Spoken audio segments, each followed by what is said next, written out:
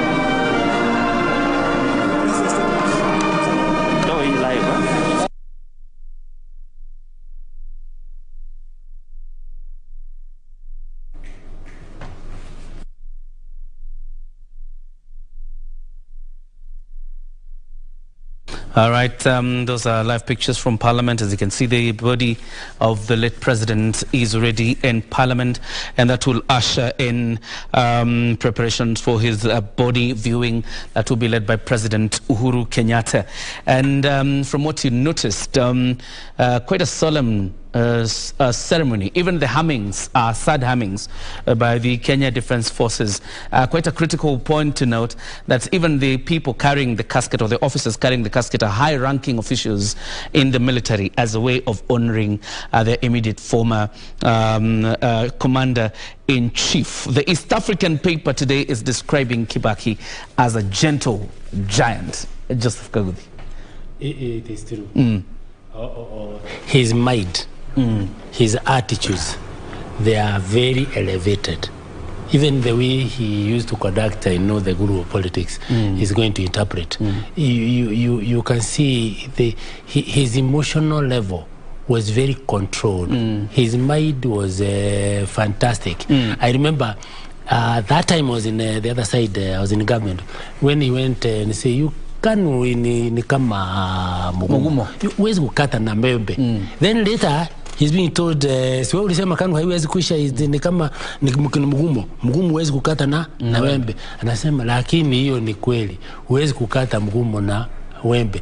You just look at the way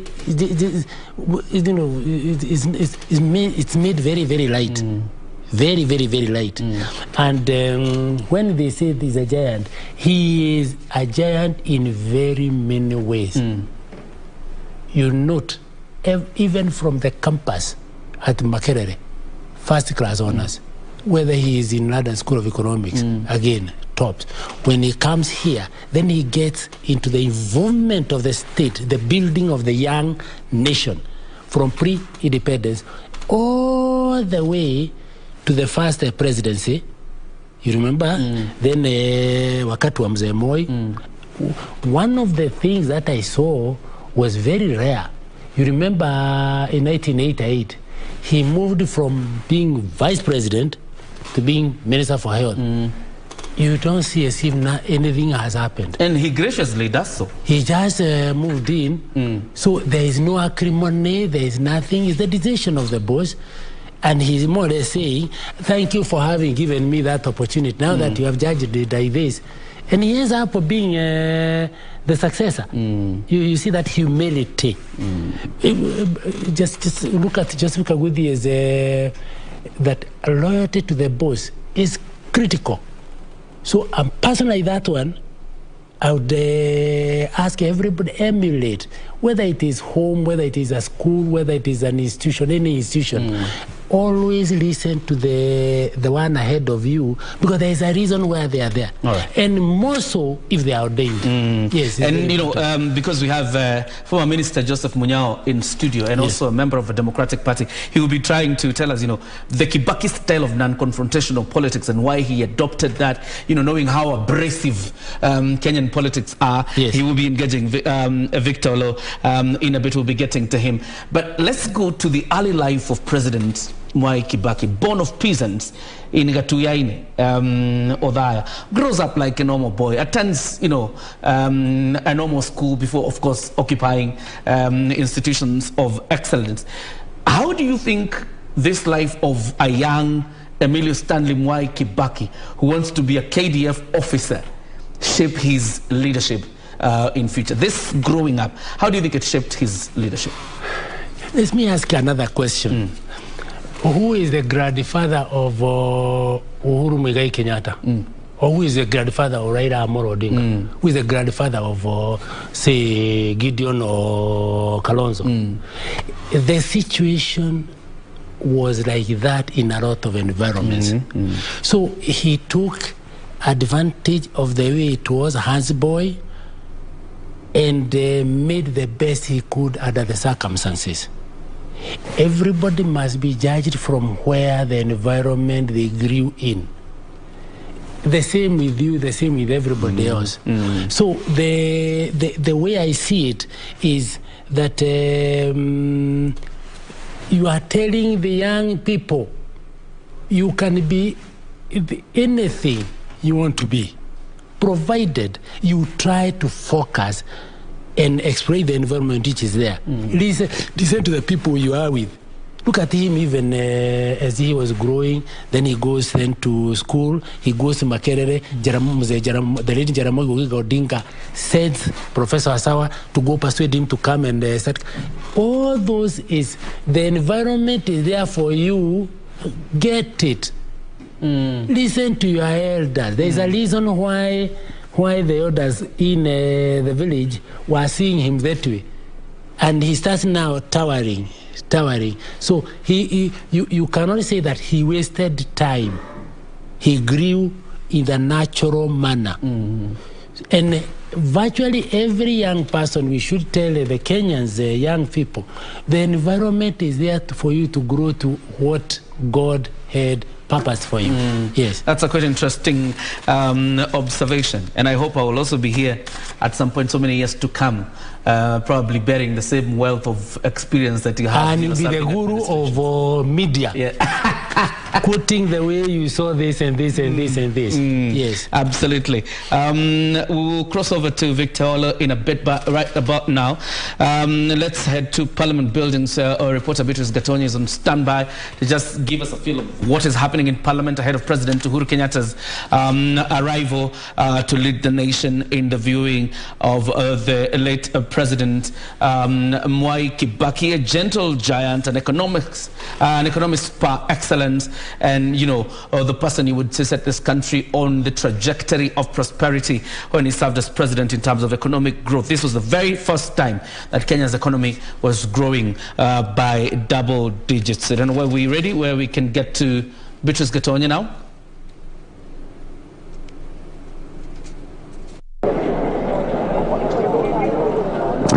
Asante sana mwenzangu JJ Kuria kutoka studioni. Hapa ni katika bunge la taifa hapa nchini Kenya, ambapo mwili wa hayati Mwai Kibaki umewasili muda mchache tu uliopita na tayari umelazwa hapa ili kuwapa Wakenya fursa ya kutazama. Kama tujuavyo, Rais Uhuru Kenyatta ataliongoza taifa katika kuomboleza kifo cha hayati Mwai Kibaki ambaye aliaga tarehe 22 mwezi huu. Kwa sasa wakati mwili wake hayati Mwai Kibaki ulipowasili hapa, tayari gwaride lilikuwa limeandaliwa na jeshi la taifa ili kuupokea mwili huo na tayari kuelekeza mahali ambapo Wakenya wataweza kupata fursa hiyo. Kama tujuavyo, tayari Wakenya wameulizwa na kamati ambayo inaandaa mazishi haya, ama wameulizwa kujitokeza kwa wingi ili kuweza kumpa heshima zao za mwisho aliyekuwa rais wa tatu wa taifa hili kuanzia mwaka 2002 hadi mwaka 2013. Kuanzia hivi leo, ama kuanzia wakati ambapo Rais Uhuru Kenyatta ataweza kufika hapa, milango ya jengo hili yataweza kuwa yamefunguliwa kwa Wakenya kuweza kuingia hapa na kutazama mwili kuanzia hadi mwendo wa saa 11 hivi leo. Malango haya yatakuwa yamefunguliwa. Hapo kesho pia Wakenya wanapata fursa hiyo ya kuweza kutazama mwili, na kisha baadaye siku ya Jumatano ndio itakuwa siku ya mwisho kwa Wakenya wote ambao wataweza kufika mahali hapa kuja kutazama mwili, watakuwa wamepewa fursa hiyo. Kama tujuavyo, siku ya Ijumaa imetangazwa kwamba itakuwa ni siku rasmi ya Wakenya kupumzika. Ni siku ambayo imeweza kutolewa kwa Wakenya kupumzika huku wakiendelea kuomboleza kiongozi wa taifa hili ambaye alikuwa ni kiongozi wa tatu wa taifa hili. Na kwa sasa ni Rais Uhuru Kenyatta anasubiriwa kufika hapa muda mfupi kabla saa 4 ama mwendo wa saa 4. Rais Uhuru Kenyatta atakuwa kiwasili katika majengo ya bunge ili kuweza kumpa heshima zake za mwisho aliyekuwa rais wa tatu wa taifa hili. Kwa sasa kile ambacho ninaweza kusema ni kwamba hayati Mwai Kibaki anaheshimika sana, kama tujuavyo, kama kiongozi ambaye aliweza kufufua uchumi wa taifa hili ama kupeleka katika kiwango cha juu zaidi uchumi wa taifa hili.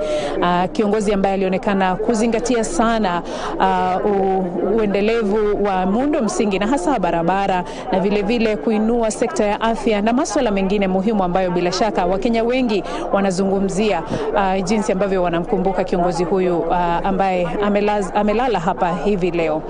Kwa hivyo kutoka hapa katika maeneo ya bunge ama majengo ya bunge, tayari ni kusema kwamba mwili ushawasili na milango hii itakuwa imefunguliwa wakati wowote baada ya Rais Uhuru Kenyatta kuwasili katika maeneo haya na kuweza kuwaongoza Wakenya katika kuomboleza kiongozi huyu wa tatu wa taifa. Tuko hapa kuhakikisha kwamba tunafuatilia yote ambayo yatakuwa yakiendelea hapa, na tutakuwa tukiwajuza moja baada ya jingine kama jinsi ambavyo mambo yatakuwa yakitokea hapa. Kwa sasa nitakurejesha studioni kwake Victor Olo ili uweze kufuatilia taratibu zote ambazo zitakuwa zikiendelea hapa, na tutakuwa tukirejea moja kwa moja kutoka kwako hapa katika majengo ya bunge. Asante sana na kurejesha huko katika Broadcasting House. Victor Olo, kwako.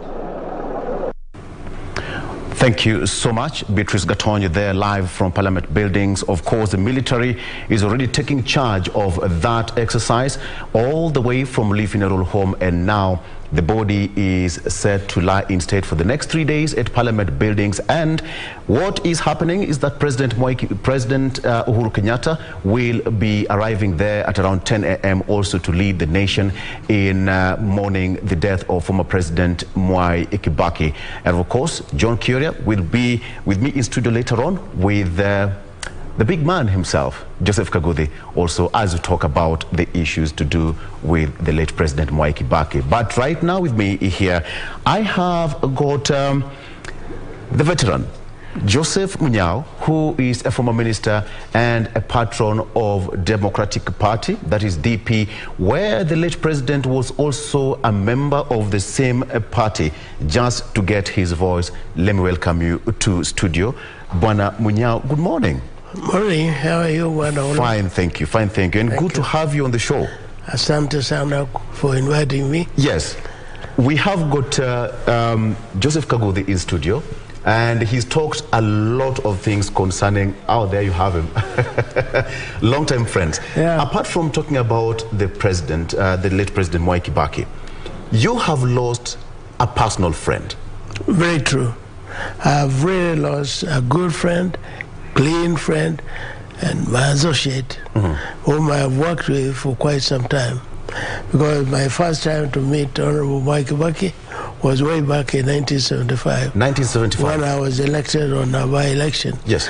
And from that time, from the time I met him, he was still a senior minister. Could not go close, whatever, but we related probably well, and we grew fairly well out to the time. Yeah. It must be so hard for you to eulogize the late president. For sure, it's very difficult. It's not very easy to really talk about Mwai Kibaki, because as you talk, you still have got the emotions of what has happened. Because the time we have lived with him, the time, and all the things we have really done with him are quite a number. Yes. He was a member of the Democratic Party. He was a member of the Democratic Party. In fact, we started the party together. You are the founders of the Democratic Party. Yeah, we are the founders of. How did it come about? Myself, John Keane. Yes. Wamunga, Honorable Karume, and yeah, all that, Chalamandra. We are the people who started the Democratic Party of Kenya, and that was, in fact, it was officially given the document in 1992. That is immediately after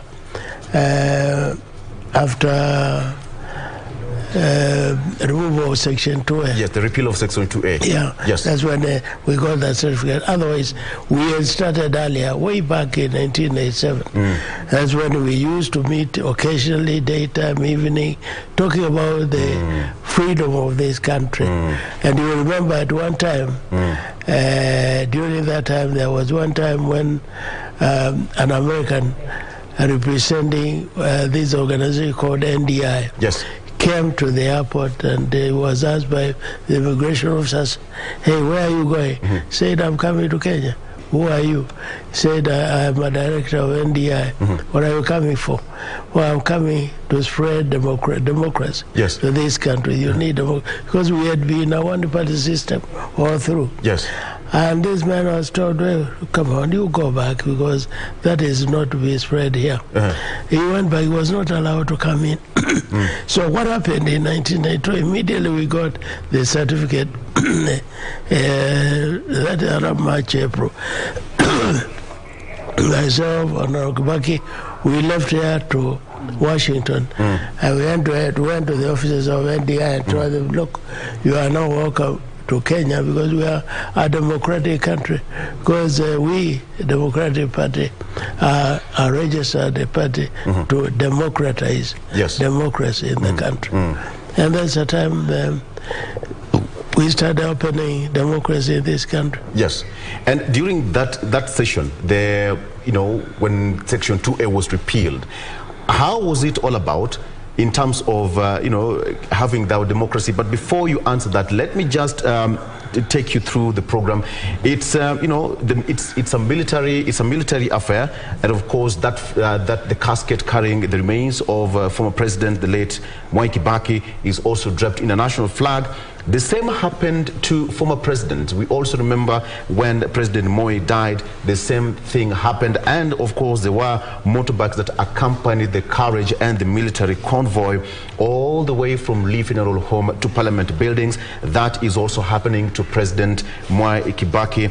And of course, it was wheeled by that casket carriage, by a carriage, as it also happened to Mzee Jomo Kenyatta. That is exclusively a military affair, as has been explained by Joseph Kagode. And constitutionally, there are particular people who are accorded that state funeral. I will give you the names of those people who have been accorded state funeral in this particular country. But back to you, during that point of the repeal of Section 2A, Kenya was a one-party state, and here we are.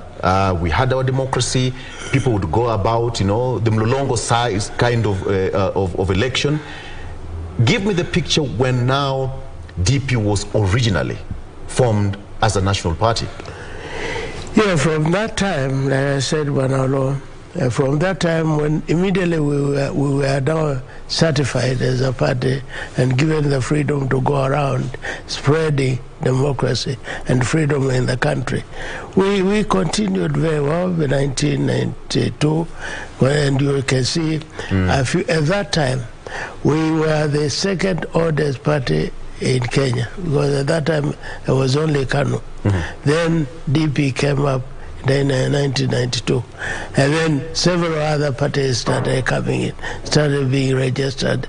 And at that time, when we were forming DP, we had in mind that Kenya will be over 2 or 3 parties, like it is happening in the US, in UK, and all that, strong parties which can guide the country.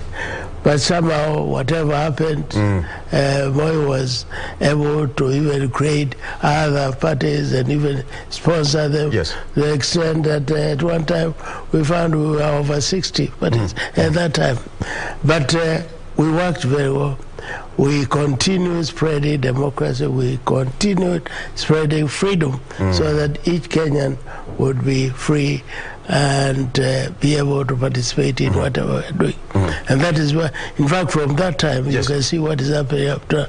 Because in 1992 and then 1997, we went for elections, we lost, but we still continued building democracy, and until we took over government in 2002. And that is the time we took over the government. After, well, there were so many parties, now we had to come together, coalesce with several other parties, and then that is the time we called ourselves NAC.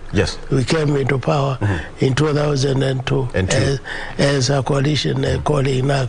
We continued 2007, you remember it changed, because that time we now came in as a PNU by coalescing with several other parties. One funny thing is that almost all of the politicians we have were students of Kanu, including Kibaki himself, including you. You're all Kanu members. The only difference The only difference is that although I was a member in Kano ticket, but I had never become a member of Kano. Like now, I'm still a member of Kano, technically speaking. I'm a life member of the Democratic Party. Right. Yes. But when I in Kano at that time, I never even had that certificate. But I belonged to the group because you had to bring because there was no other. There was no other life. There was no other way you could exist. Yes. Yeah. Joseph Kaguthi in studio. At one point, did you ever interact with him? He was a tough man way back then. Oh, yeah. And he's a man who had been praying for us even at that time. You're right. He prayed and got us where we were spiritually. Yeah. And he knows that. He knows that. He knows that. I can see him nodding on the other side of the studio. He knows that. All right. You know, let's come to 2002. When now campaigns were at its fever peak and, you know, coalition of parties were coming up, and President Mwai Kibaki that evening was announced that got an accident. And then Raila said, Captain ameumia. Nobody expected whatever happened in 2002. Give me a picture before that particular evening when you're from a campaign, they were from Kitui, the side of Ukambani, and you got a news that President Kibaki got injured? In fact, I got that news. I was in Bonn at that time, in Kalawa, to be specific. And by that afternoon, when I got information that Kibaki, something has happened. It was about 6 o'clock in the evening. I had to drive all the way from Kalawa to the Machakos turnoff. That is in Boni. From Bonn, I drove all the way to Machakos turnoff, where this accident had happened at that time. And at that time, although I was arriving there about 7 or so, there was 2 crowds of people who had got the information. They were all coming to check on what was happening. When we got there, we found that the body had been driven to Nairobi Hospital. And then, like you say, that's the time Honorable Raila joined him. Yes. I don't know whether they were in the same car or a different car, but they drove Honorable Kibaki to Nairobi Hospital. And he started taking care.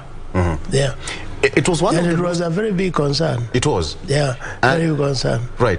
You know, at that particular point, everything was of state concern because they were fighting to remove the late President Mwai, yes, out of power. And here you have one of your strong member of the party getting injured. That was a great concern even to the DP party. It was a big dent to us. But one of the good things is that politicians now at that time, they showed that differences don't exist, but not all the time. Absolutely. Because at that time, can you imagine, we were all fighting differently. Yes. But when Raila got the information, he drove all the way to Machakos to escort his friend back to Nairobi Hospital, and he expressed a lot of concern. And it is from that time when the emotions of Kibaki Tosha started developing. Yes, Kibaki Tosha. I'll come back to that later on. But Kibaki himself as a person, how do you describe it? It must be so hard for you to talk about. Very difficult. You cannot really describe what Kibaki, because Kibaki was everything, and he was an achiever. He was a very good man socially. As a person, as a friend, he was a good friend. You could discuss anything, any topic with Kibaki, and he was easy to access. People said that he was a genius. Wow. Number one, he was a real genius. Yes. And he was able to tackle whatever topic you bring in there. Paint for me a scenario where you, as a party, you're sitting at a boardroom discussing party politics and national politics, so to say. Paint for me a picture how he would handle himself as a leader. No, one thing Kibaki used to give you, when you are in a conference, like in a meeting, he used to give you enough time for you to express whatever. He would ask you some questions, but he would want you to come very clear in whatever he's asking, and he gives you a lot of freedom. Yeah. Okay. Allow me to ask this question, probably Jacob. to Joseph Kaguthi in studio. Somebody's asking here that why is it that President Mwai Kibaki will be buried in Othaya?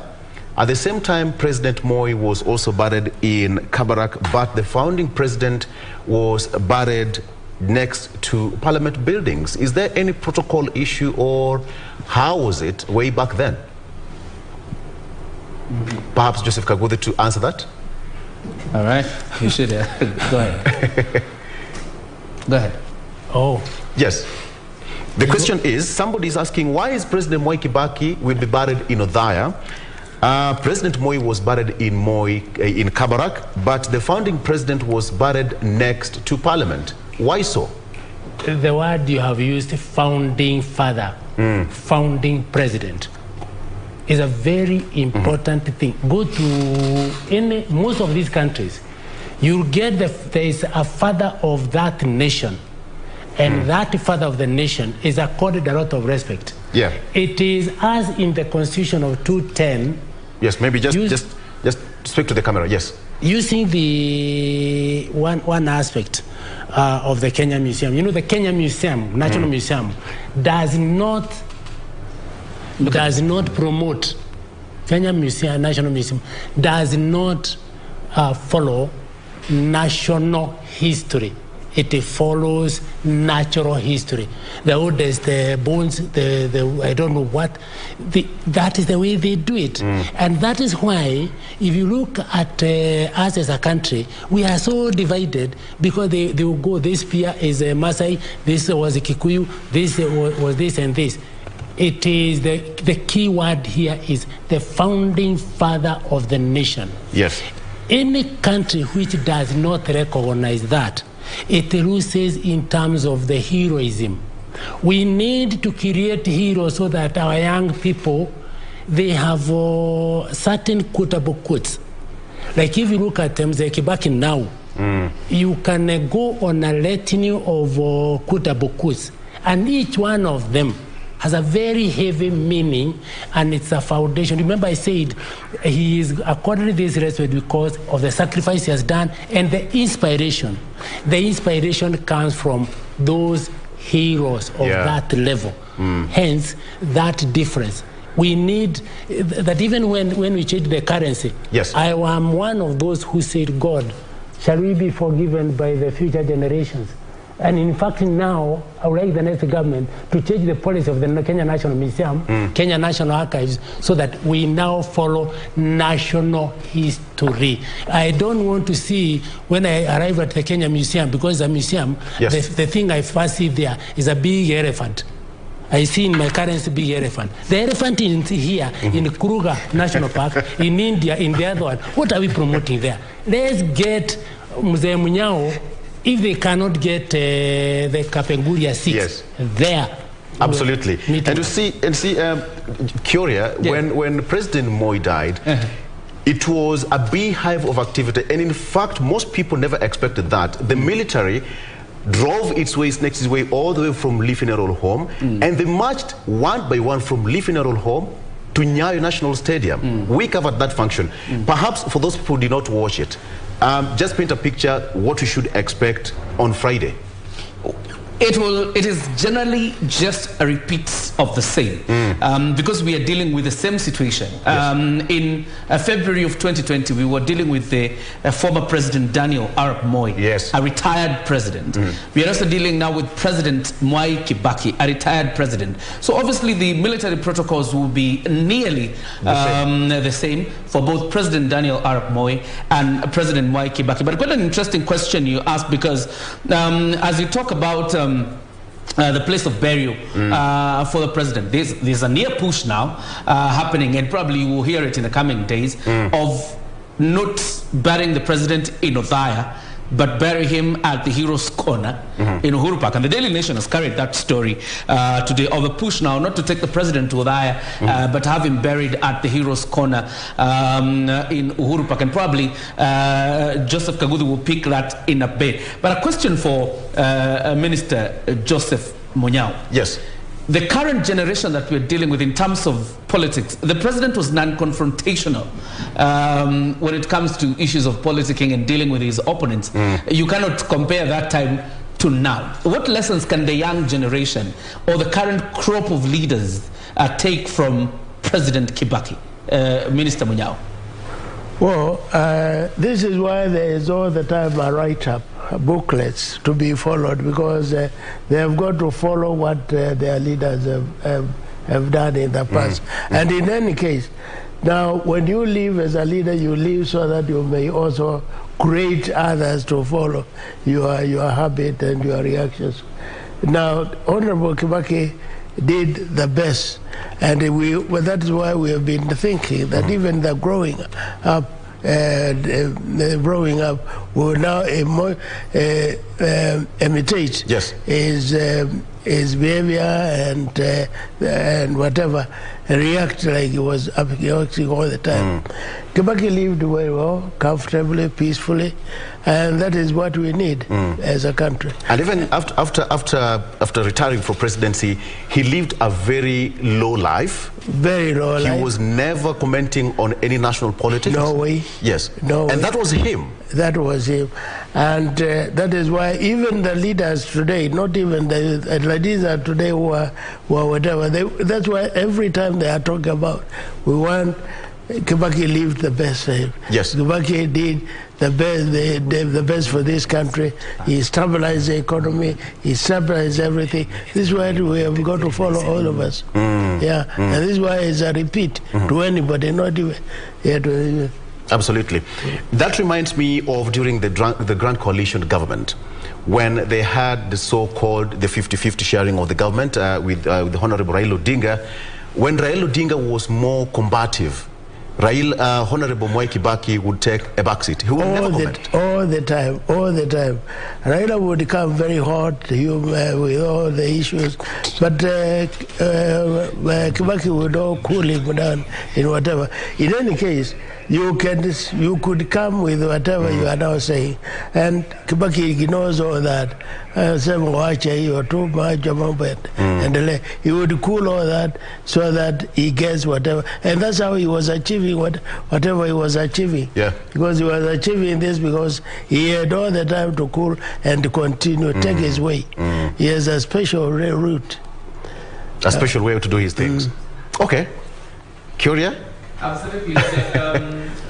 Quite interesting, when Minister Munyao talks about the president being deliberate, because when you look at his style of handling his opponents or even his critics, it was very deliberate in terms of how he dealt with them. And sometimes it appeared like the president knew silence is also a weapon, because he would make noise and haggle a lot, but then he will not even respond. So the heat will just die down naturally, and that was, President Mwai Kibaki for you. And a little bit of correction, because I said about Uhuru Park, I'm talking about Uhuru Gardens. Right. There's a bit of mismatch there. Yes. It is Uhuru Gardens where the proposal, of burying President Kibaki is coming to.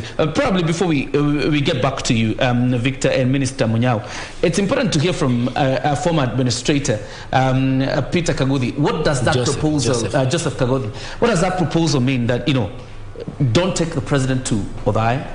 Let's put him at Uhuru Garden. It's a hero's corner. And that place is looking wonderful right now.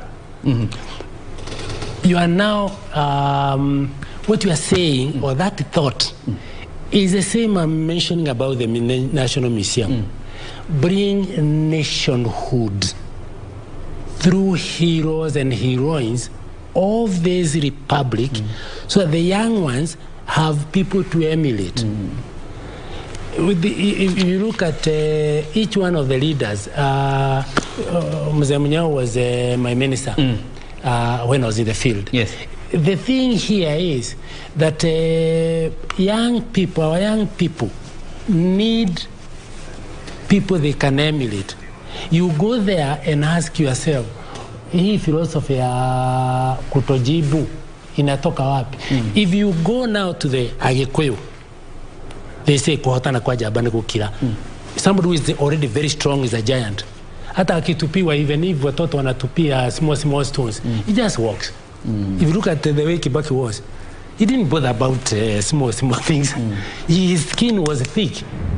That's why he was saying, wacha waseme. Because that's why you are a leader. Who else do they talk about if they don't talk about their president, their president? And if you look at, because of that, he opened the airwaves, he opened the freedom of everybody. Our problem now is how we establish the boundaries, so that again we don't burn the country or destroy our young people because of the amount of freedom which is exceeding, and without knowing that your freedom has a boundary between you and the other one. Right. So those are the things. Now you are talking about changing to burying at from Mutembei to Uhuru Garden. This is a good country. If they put now, because those ones have already been buried, and the people of Odaya, people of Nakuru, unfortunately, Kabrak is not in the center of the carriage in where the young people would still keep on getting. But if you want to bring it to the country, I have no problem coming here, so that we now start nationhood through the pronouncements. We stop quoting those leaders of other countries. We quote our own. Huyu alisema hivi, huyu alisema hivi. Did you know that Mzee Kibaki never mentioned Mwai kwa krism yake? No. Mzee Munyawa atakwambia even yao waachana na hiyo, fanyeni yenu. Quite interesting. This time is attack on the person, attack on the families of the heads of state. That's why I mentioned about Wuka's grandparents of the ones who are competing now. So why are we going to the family level? All right, quite an interesting question you asked, but of course from the pictures you see in Parliament as dignitaries continue to arrive. Interestingly, Victor, we will not be able to tell out who is who until they descend from the vehicles, because none is flying the flag today. So you will not be able to know whether it's an ambassador or minister, because the Kenyan flag is not going to be flying on the motorcade.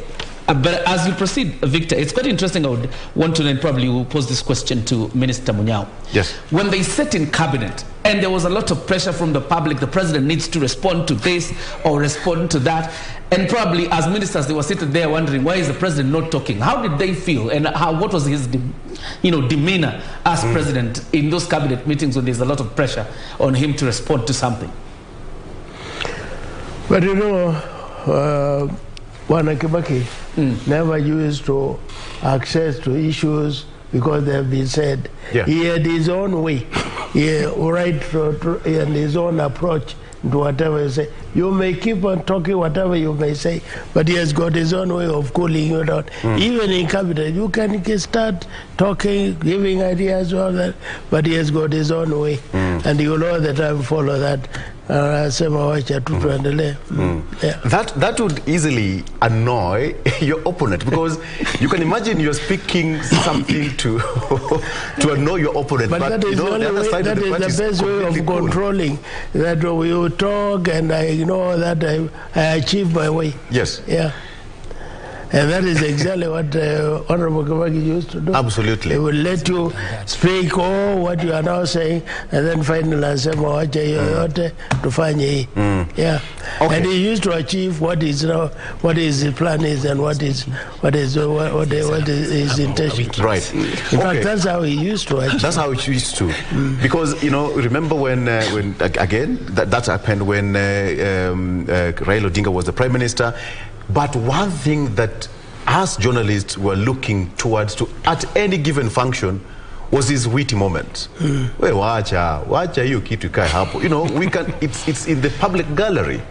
In fact, he was a funny man. In fact, Kibaki achieved a lot, and in fact, he was the only one who could control and manage Raila. Yes. Because Raila would be let free to talk whatever he is talking about.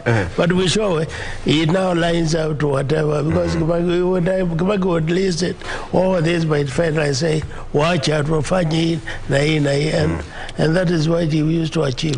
You know, that reminds me during the signing of that grand coalition at the footsteps of Harambee House. Remember when the country was almost split right in the middle? Right. And, you know, we had got eminent personnel of the African continent. We had Kofi Annan there. Yeah. We had got former president of Tanzania. We had got even local leaders who were trying to mediate during that time of grand coalition. But the last minute conversation that President Mwai Kibaki and Ambassador Mudaura then had saved this particular nation from burning further. In fact, some people were adamant that Raila was going to get a third of the government, but Honorable Kibaki was okay with 50-50. Yeah. It was even if he got 40-60, Kibaki knew that he was to be the president and he will be controlling his policies work, and truly they worked. Yeah. Allow me to ask this question. Most people say that President Mwai Kibaki was ready to go home after that election in 2007. Was he ready to go home to retire? Well, I also understand, I also have heard what you are now saying, but the commitment of Kibaki is that he wanted the truth in this country, and he was standing and working for the truth. And at that time when the public took this different stand, no, he was okay. And I think it was quite okay that he took the stand he took. Yeah, absolutely. Okay, let me give you a bit of some of the protocol that will be followed here. Now, President Mwai Kibaki will be accorded a 19-gun salute, just the same way Moi was also accorded the same. Reason being, they died while out of office. Only members of the state who die in office get a 21-gun salute.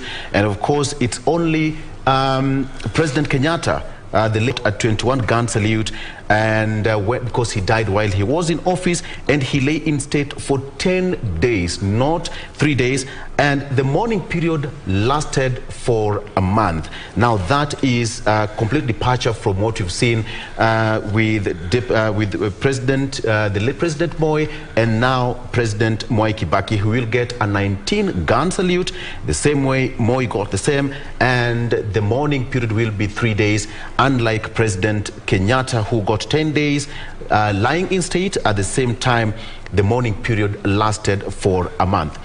Kioria, you know what happens as journalists during coverage of any event of Mwai Kibaki?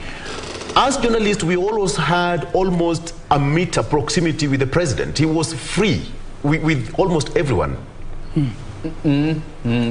That's true. Yes. In terms of the proximity between journalists and President Kibaki, but you will also remember the dynamics of security then were not as complicated as they are today. Absolutely. Because the threat against the Republic of Kenya continues to increase, obviously because of the instability of the region and our neighbors to Somalia. Generally, right now, you cannot expose the president to some of the things that were happening then. But there's something very interesting he's saying about President Kibaki's wit. Let me tell you, one of the most difficult jobs then as a journalist was to actually interpret the president's off-cuff remarks. And forever, it was hard to package that story, in his off-cuff remarks. Yes. That is where the story was. It was not in his speech. The story was in his off-the-cuff remarks. But then his off-cuff remarks were, start things like, and that was his classic response. But trust me, the story would be in his off-cuff remarks. And actually people would say that's where the story was. Yeah. And unlike President Uhuru Kenyatta, in many times, President Uhuru Kenyatta, whatever his message is, he actually ensures it is put in his speech. Yes. He's very astute in terms of ensuring that his message is well captured in his speeches. His off-cuff remarks only last for about like 2 minutes, and then he's done and he says, "Mungu awabariki sana," and he sits down. For the President Kibaki, he will finish his speech and then go to his off-cuff remarks, and then you're wondering, what is this man saying? All of a sudden you realize, in that thing when he was saying that's where the story is. That's what the story was. Absolutely. Yeah. All right, as you can see on your screen there, the activity is still happening in Parliament.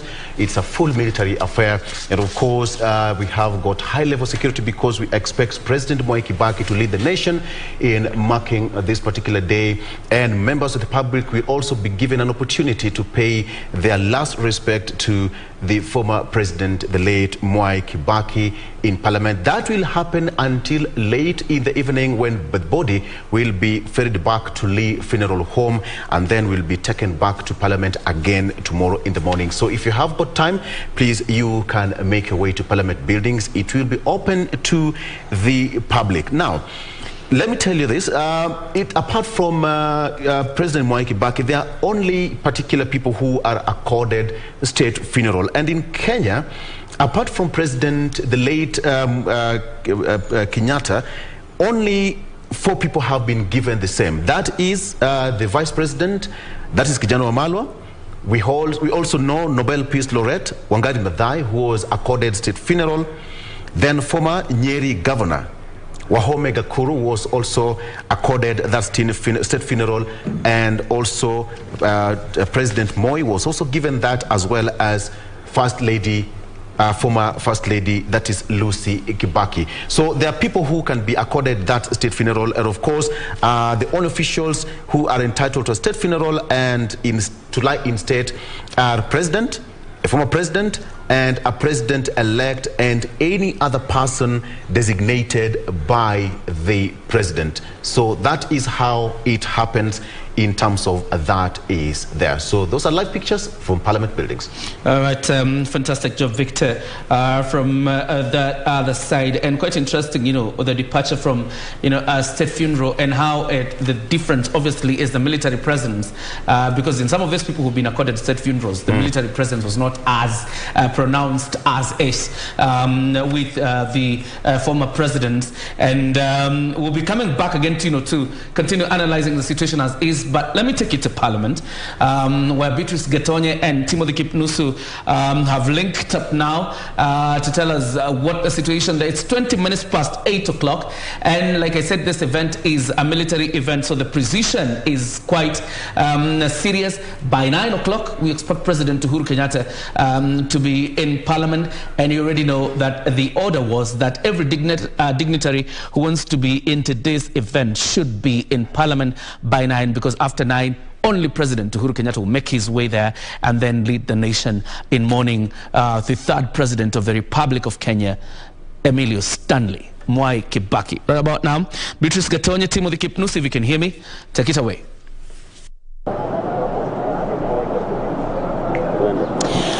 Asante sana mwenzangu John Jacob Kuria hapo studioni. Niko hapa katika majengo ya bunge ambapo mwili wa hayati Mwai Kibaki tayari ulishawasili, na kile ambacho kinaendelea kwa sasa, jeshi limechukua usukani katika eneo hili. Majengo haya yanalindwa na jeshi kabisa. Na cha muhimu ni kwamba tayari mwili huo uko hapa.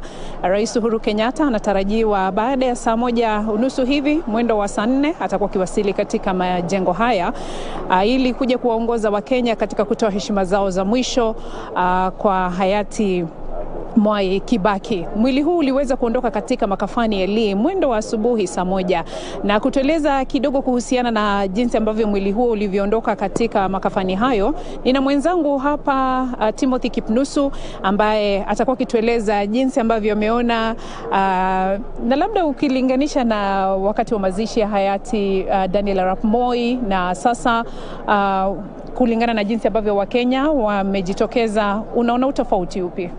Mwenzangu Beatrice, ukilinganisha na wakati ambapo mwili wa mwenda zake Rais mstaafu Moi ulipoondoka katika ile chumba cha kuhifadhia maiti cha Lee, ni tofauti kidogo, manake hakukuwa na ile mihamko zaidi, tofauti na wakati ambapo Moi alikuwa mwili wake unakuja katika majengo ya bunge. Watu walikuwa pembeni ndio, lakini tulipokuwa tunaondoka katika ile chumba cha kuhifadhia maiti, tuliona kwamba hata kando pembeni hatukuona watu wengi zaidi, lakini tunataraji kwamba pindi tu Rais Uhuru Kenyatta atakapoongoza taifa katika kutizama mwili wake mwendo wa saa 4 hivi, basi watu watakuwa wanajaa pomoni, manake yeye ndiye atakuwa anaongoza kuweza kutizama mwili huo, na kisha umati wa watu watakuwa wanafurika hapa tayari kuweza kuwapatia kumpa heshima za mwisho mwenda zake Rais Mwai Emilio Kibaki hayati. Kama tujuavyo, Wakenya mnahimizwa ama Wakenya wanahimizwa kujitokeza kwa wingi ili kutazama na kutoa heshima zao kwa kiongozi huyu ambaye anakumbukwa bila shaka kwa mengi kuanzia hivi leo hadi mwendo wa siku ya Jumatano. Kipi ambacho kinakumbukwa zaidi unapozungumza na Wakenya kuhusiana na hayati Mwai Kibaki? Kipi ambacho kinajitokeza zaidi? Mwenzangu, Mwai Emilio Kibaki atakumbukwa kama rais ambaye aliweza kuikwamua taifa hili kutoka lindi la umaskini, na unafahamu fika kwamba alipochukua hatamu za uongozi uchumi uliweza kuimarika kwa 7.7%. Kwa hivyo Wakenya wanamkumbuka kama rais ambaye alizingatia zaidi ukuaji wa uchumi na kuhakikisha kwamba Kenya inaafiki maendeleo katika sekta mbalimbali, na zaidi ya yote ni vile atakumbukwa kama rais ambaye aliweza kuhakikisha kwamba katiba ya taifa hili inapatikana wakati ambapo kulikuwa kunaidhinishwa katiba mwaka 2010. Yeye ndiye alikuwa mamlakani. Kwa hivyo anakumbukwa zaidi kwamba Kenya ilikuwa inafurahia kuwepo kwa katiba mpya ambayo kwa sasa tunafurahia kwa sasa. Mwenzangu Kipnusu, nadhani pia tunapozungumza kuhusu hayati Mwai Kibaki hatuwezi kusahau kwamba ni wakati wake ama wakati wa uongozi wake ambapo elimu ya bure iliweza kuwafikia watoto wa Kenya, na wazazi wengi wanajivunia sana wanaposikia kwamba ama wamehuzunika zaidi kusikia kwamba kuhusu kifo chake, na mengi ambayo pia tunakumbuka ni kuhusiana na elimu ya bure. Wazazi wengi wa Kenya ambao hawakuwa wana uwezo wa kuwasomesha watoto wao, kitu ambacho kilichangia sana watoto wengi kutoenda shuleni. Na sasa hivi tunaweza zungumza mtoto wa Turkana, mtoto wa Baringo, mtoto wa Kwale, Pwani, wapi, anaweza kufika shuleni, keti darasani kama mtoto wa Nairobi, kama mtoto wa Eldoret, na kufika shuleni na kusoma bila wasiwasi. Bila shaka. Kwa hivyo tutamkumbuka pia kiongozi huyo wa taifa kama kiongozi ambaye alileta elimu ya bure, elimu ya primary baada ya kuchukua hatamu kutoka kwa Rais Mwai ambaye alikuwa amechangamkia vile elimu. Kando na hayo, mwenzangu Kipnusu, tunapozungumzia upanuaji wa barabara hapa nchini Kenya, infrastructure ama tunazungumzia muundo msingi wa barabara, anakumbukwa sana kama kiongozi ambaye aliendeleza na kukuza barabara za humu nchini maeneo mengi, hususan hapa jijini Nairobi. Unapozungumza na wana Nairobi wanakuambia tunakumbuka Kibaki alitutengenezea Thika Road. Naam, bila shaka. Ambalo ni jambo ambalo kiongozi wa sasa ambaye ndiye Uhuru Kenyatta pia alichukulia kwa uzito mkubwa na kuendeleza ukuaji ama kuendeleza muundo msingi wa barabara hapa nchini Kenya. Mengine pengine vile anaweza kukumbukwa kama rais ambaye hajakuwa katika mstari wa mbele kuzungumza hadharani kinagaubaga, wakati ambapo pengine wandani au wale wapinzani wake na wale ambao wanamkosoa serikalini hajakuwa akijitokeza waziwazi kujibu watu. Yeye alikuwa mnyamavu zaidi. Ni rais ambaye alikuwa anazingatia sana kutekeleza kazi zake na kando na kuchapa siasa au kuwajibu wale wapinzani wake ambao watamkosoa kutokana na mambo moja au nyingine. Lakini vile mwenzangu Beatrice, hayati Mwai Kibaki atakumbukwa kama rais ambaye tofauti na marais wengine, mwanzilishi wa taifa hili hayati Mzee Jomo Kenyatta, hayati Daniel Arap Moi, yeye na vile Rais Uhuru Kenyatta, yeye katika zoezi lolote la gwaride la heshima, yeye hakuwa anavalia magwanda ya polisi.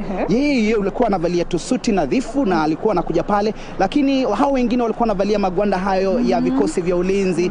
Na kwa hivyo tunamkumbuka kama kidogo alikuwa na uongozi tofauti kwa kulinganishwa na wale wengine. Na bila shaka pia ni kiongozi ambaye baada ya kustaafu alitulia.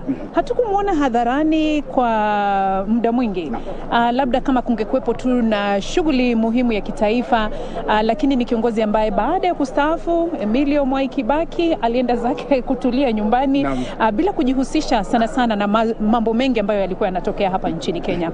Kwa hivyo pia labda tuseme kwamba alipotulia, sijui Wakenya nao wakawa wanamsahau kidogo au vipi? Na vile vile vile unavyozungumza kuhusiana na wakati ambapo alistaafu na kutokuwa katika ile kuonekana hadharani kwenye mikutano tofauti, jambo ambalo lilikuwa la kushangaza ni kwamba rais mwenda zake alikuwa kidogo katika harakati zake za kutekeleza wajibu wake alikuwa mcheshi sana na kando na hotuba yake ambayo anaisoma mara nyingi watu wanasubiria wakati ambapo atakuwa anazungumza kando na hotuba ambayo alikuwa amepangiwa. Wakati mwingi lazima watu wangeweza kuachwa vinywa wazi au kuweza kufurahia hotuba ya mwenda zake mwenzangu. Na ni kweli wakati ambapo kifo chake kilitangazwa tarehe 22 mwezi Aprili, katika mitandao ya kijamii nadhani watu walikuwa wameweka video nyingi fupi hasa za ujumbe wake ambao ulikuwa ndio mwisho wa hotuba yake rasmi, wakati kama jinsi ambavyo unasema alipokuwa kimaliza kusoma, yani watu walikuwa wanaketi sasa wanasubiri sasa wacha azungumze tusikie leo kuna yapi. Na ni kiongozi ambaye nadhani katika wakati wa uongozi wake kulikuwa na ule uhuru wa kujieleza kwa watu wengi. Hata wanahabari walikuwa na ule uhuru wa kujieleza hata zaidi. Kwa hivyo pia ni kipindi ambacho kitakumbuka kama kipindi ambacho kilileta freedom of speech sana, kwa sababu pia yeye mwenyewe alikuwa na hiyo freedom of speech, lakini akizungumza hata watu wamecheka na hakuwa na uzito wa kusema mambo makubwa hata mambo madogo mbele ya Wakenya. Na bila shaka Beatrice, itakuwa ni wito kwa wale viongozi ambao tayari wanapania kuwania viti mbalimbali, ikizingatia kwamba imesalia kama chini ya miezi mitatu wa Kenya kujitosa debeni kubaini mbivu na mbichi, waweze kuiga mfano wa rais huyu mstaafu Mwai Kibaki, kwamba yeye ni kuzungumzia sera, kuzungumzia masuala ambayo yanamhusu Mkenya, sio kuwa na ile matamshi ya chuki au kurushiana matusi hadharani. Inakuwa ni kwamba tunazingatia ni nini hasa ambacho tunaweza mfanyia mwananchi wa kawaida, hasa tunapotafuta nyadhifa mbalimbali uongozini. Kwa hivyo ni wakati ambapo tunamwomboleza, wakati ambapo tunasubiri wa Kenya kuweza kumpa heshima za mwisho, itakuwa vema zaidi wale wanasiasa kuiga mfano wake, kwamba siasa iwe ni safi, siasa iwe ni inazingatia sera na sio matusi. Na ni kweli kabisa mwenzangu, wakati ambapo tunamwomboleza kiongozi huyu, muda tu baada ya miezi kadhaa tutakuwa tukienda debeni kuwachagua viongozi. Nadhani kama jinsi ambavyo unasema, cha muhimu ni viongozi kuzingatia ama kuiga mfano wake hayati Mwai Kibaki, ambaye alizingatia sana masuala yaliyohusiana na Wakenya. Tuone viongozi ambao watakuja na sera ambazo zitamfaidi Mkenya, kama jinsi ambavyo tunamkumbuka yeye kwa kuleta elimu ya bure. Je, wewe kiongozi ambaye utakuja kuingia uongozini, ni kipi ambacho umewaandalia Wakenya? Ni kipi ambacho ungependa kimguze mwananchi yule wa kawaida? Ni sera zipi ambazo unakuja nazo ambazo zitakuwa zinamfaidi yule Mkenya, na si wewe kama mtu binafsi ama wewe kama mwanasiasa? Hivyo basi ni wakati ambapo pia kama wananchi wa Kenya wachukue muda huu kuzingatia kwamba wachague viongozi kama hayati Mwai Kibaki ambaye ameondoka, kiongozi ambaye wachague viongozi ambao watawaletea mafanikio na faida ambazo nyinyi kama Wakenya mnazitaka. Kama mnataka kuondolewa katika umaskini, chagua kiongozi ambaye atakuondoa kwenye umaskini.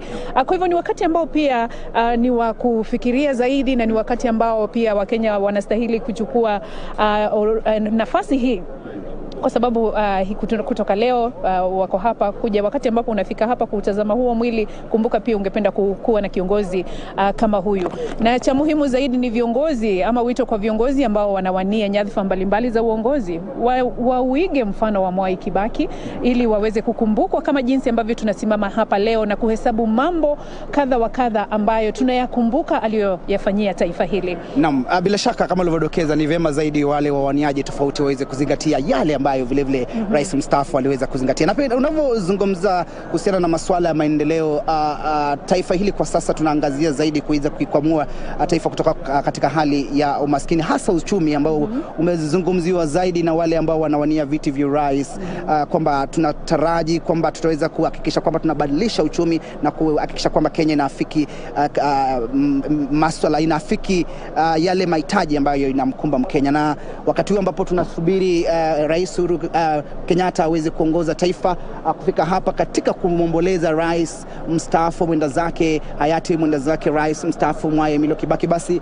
tutakuwa hapa kuweza kuhakikisha kwamba unapata picha ya moja kwa moja atakapokuwa anawasili kiongozi wa taifa. Bila shaka kama tulivyodokeza hapo awali, atakuwa anaweza kulakiwa na wale viongozi au mabunge, viongozi kutoka maspika kutoka mabunge mawili ya bunge la seneti na bunge la kitaifa. Cha muhimu vile vile Gatonye ni kwamba rais mstaafu anapoombolezwa hii leo na Wakenya kupata fursa ya kuweza kutizama, Wakenya vile vile watakuwa wanakumbwa na hali ya mshike katika usafiri, manake barabara nyingi zimeweza kufungwa na ili kuhakikisha kwamba wanafika hapa ili kutizama mwili. Manake tulipokuwa katika ile chumba cha kuhifadhia maiti, kulikuwa na ile msafara unapowasili, kuna wale ambao walikuwa wana taraji kufika kazini, na tulikuwa nazungumza nao kabla tufike, wakasema kwamba wameweza kuchelewa. Gatonye.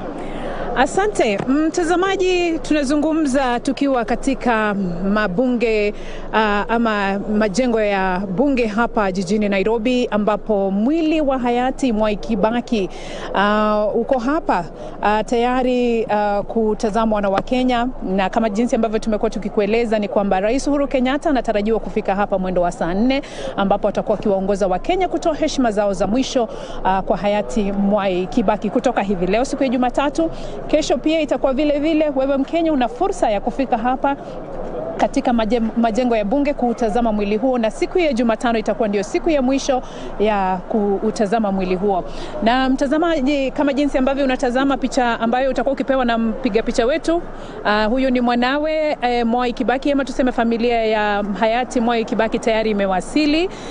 Ndio hao tayari sasa wanaingia katika majengo ya bunge ili kuweza kuwa pamoja na kushirikiana pamoja na viongozi wa taifa na Wakenya kwa jumla kwa ajili ya kuweza kumpa hayati Mwai Kibaki heshima za mwisho, kiongozi rais wa 3 wa Jamhuri ya Kenya ambaye aliaga tarehe 22 mwezi Aprili. Tayari wanawe na familia ya hayati Mwai Kibaki wamewasili hapa katika majengo ya bunge na wanapokelewa na viongozi wa dini pamoja na wale wanaohusika na maandalizi ya shughuli hii nzima. Tayari wamewapokea na wameelekezwa mahali ambapo mwili wake upo kwa sasa kwa ajili ya kupewa heshima za mwisho na Wakenya ambao watakuwa wanapata fursa hiyo. Hivyo basi mtazamaji, ni katika majengo ya bunge ambapo tunaendelea kuja kwako moja kwa moja na kukuletea picha za moja kwa moja kuhusiana na shughuli nzima ya kuweza kutoa heshima za mwisho kwa kiongozi wa 3 wa taifa hili, hayati Mwai Kibaki, ambaye aliaga dunia tarehe 22 mwezi Aprili. Na kama jinsi ambavyo tuliweza kusema kwamba siku ya Ijumaa itakuwa ni siku ambayo Wakenya wameweza kuulizwa waweze kupokea mapumziko, na kisha siku ya Jumamosi ataweza kulazwa kwake nyumbani huko Othaya.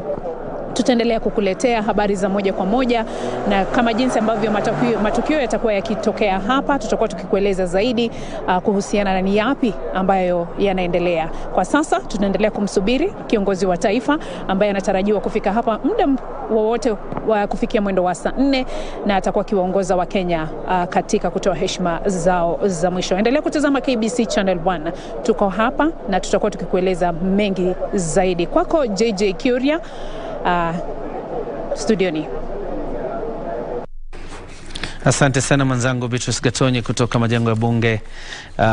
Na kama alivyosema, tunamtarajia Rais Uhuru Kenyatta kuwasili katika majengo ya bunge muda wote kuanzia saa 3 ili kuongoza taifa katika shughuli ya kumpa heshima rais wa 3 wa Jamhuri ya Kenya, hayati mzee Mwai Kibaki. And in studio we continue with our analysis of the legacy of President Kibaki, but most importantly also as we talk about this very solemn ceremony that is going to be led by President Uhuru Kenyatta. So today is the viewing of the body, so is tomorrow, and accessible to the members of the public, as well as Wednesday.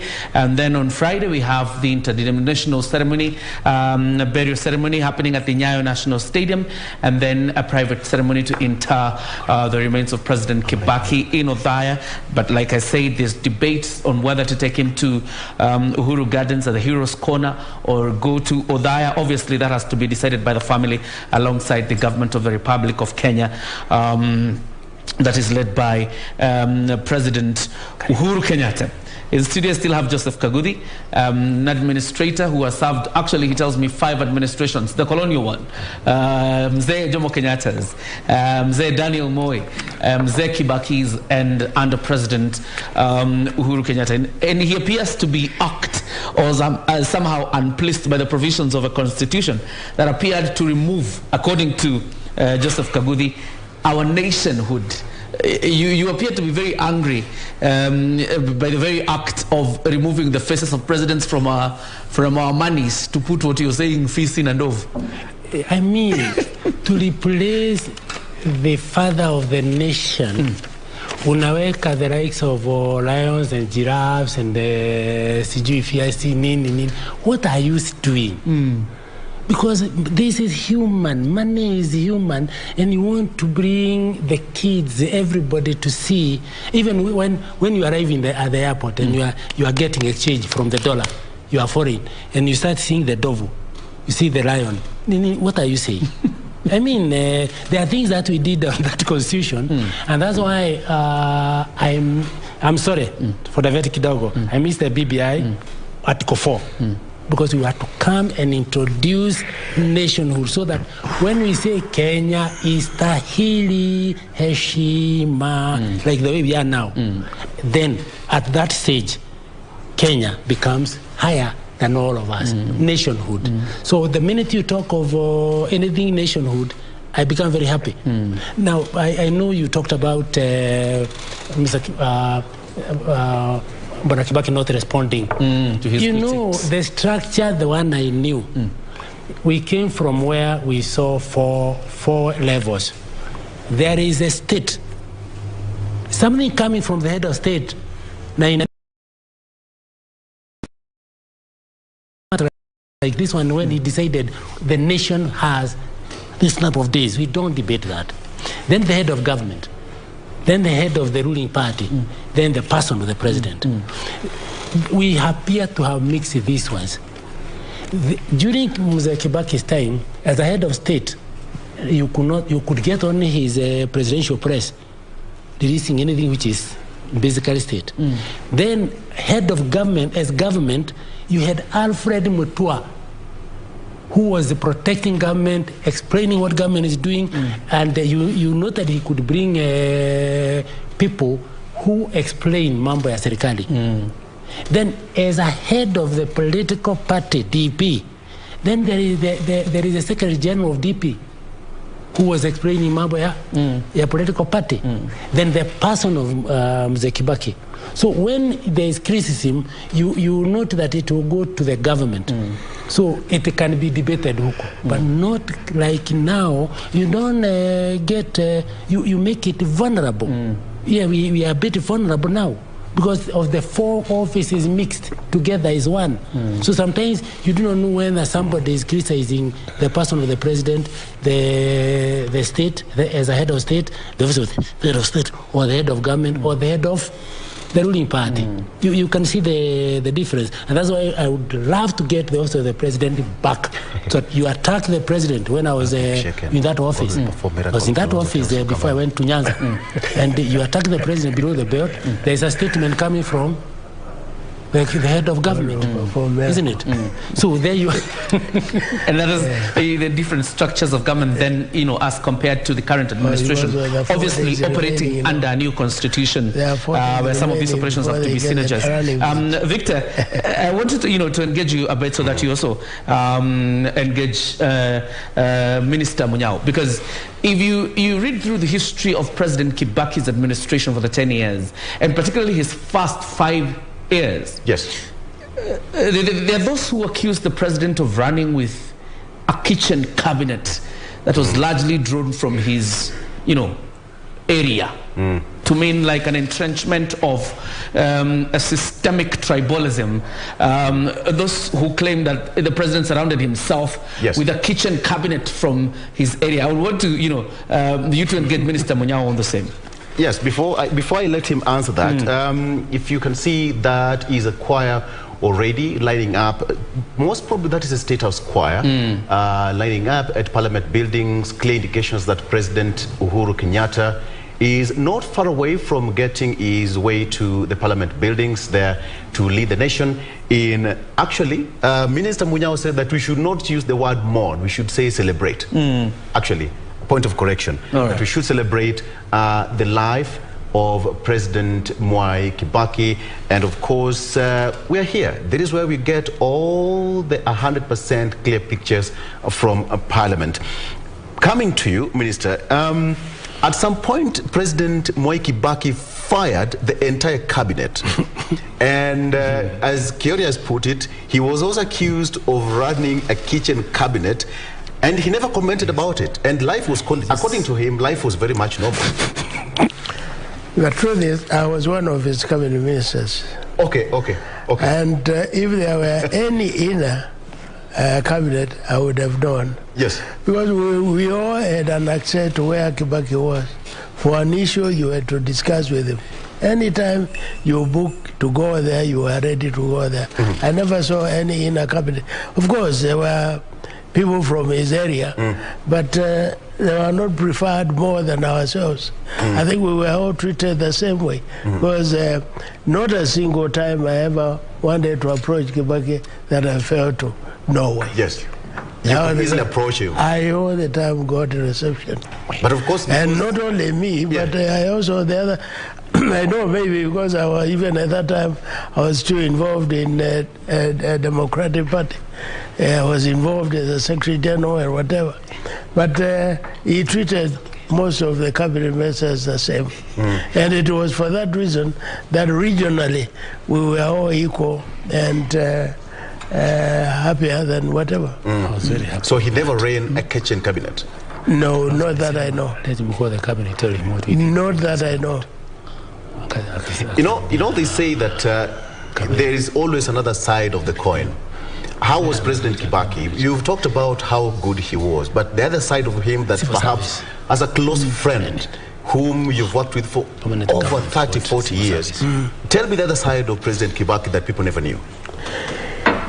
Yeah, there are quite a number of issues that people might not have known, but whatever they may not have known, it may not be the right thing for me to start revealing. Right. But Kibaki was a fair person all through, and he used to treat us the same, and that is why the country was developed equally. Yeah, because if it's a question of roads, a question of water, and every other thing, we were all treated equally. Yeah. He was a Minister of Finance. He was a Minister of Finance, and that was the right time. And one of the stability created that time is because of his consultation, even before presentation of budgets. It was very clear that there used to be a lot of consultation in a lot of other areas. And you see, he had also grown through other ministries, Minister of Commerce and Industry, and he knew the needs of the general traders in the country. He knew the needs of the farmers in the country, both farmers who are growing wheat, others who are doing milk production and all that. And that is why he equalized development. You know, during his time, you sat in a cabinet meeting where the issue of free primary education was born. Yeah. It was hashed during his tenure, and now everybody is enjoying that particular, exercise from President Mwai Kibaki. And they are enjoying, but there is still wish. Yes. There is still wish it was that time, because when Kibaki introduced it, it was real. And he introduced it at the time it was needed, because parents had suffered enough, and they were all crying for it. So it came at the right time. You're right. And that's why even now the parents want support of the government on this issue. Yeah. Yeah. Kyoria, one thing about being a journalist is that we get History 101 at the point that we need it. sitting with Minister Munyao, we get that info, but that probably we never recorded at some point. You know, the inner secrets that used to happen, like the issue of CBC. Who knew that CBC was hatched during President Kibaki's time as the president? And just to mention is that there will be a 12th Parliament sitting on Wednesday.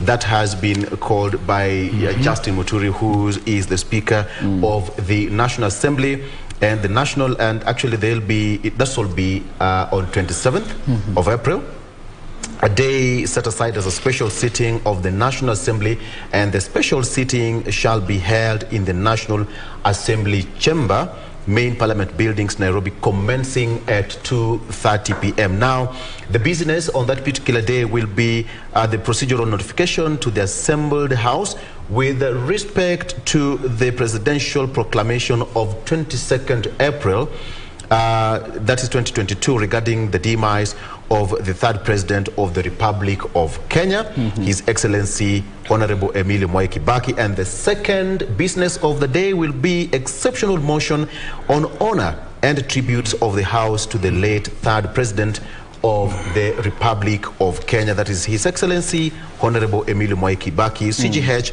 following the presidential proclamation of 22nd April of 2022. So all members of parliament have been given that special sitting that will happen on Wednesday from 2:30 p.m. And of course, it's still a beehive of activity at parliament buildings there, and President Uhuru Kenyatta will snake his way at that particular point. You know what happened? On the burial day, and during the mass interdenominational prayer meeting session at Nyayo National Stadium, President Uhuru Kenyatta and his deputy will share the same podium. This is the point that all the differences are put aside. And we've seen it, Jacob, we've seen it. But when it comes to national matters, differences aside, right? Yeah. Well, it is important that those differences are kept aside, and that is part of nationhood, or being a people and a nation.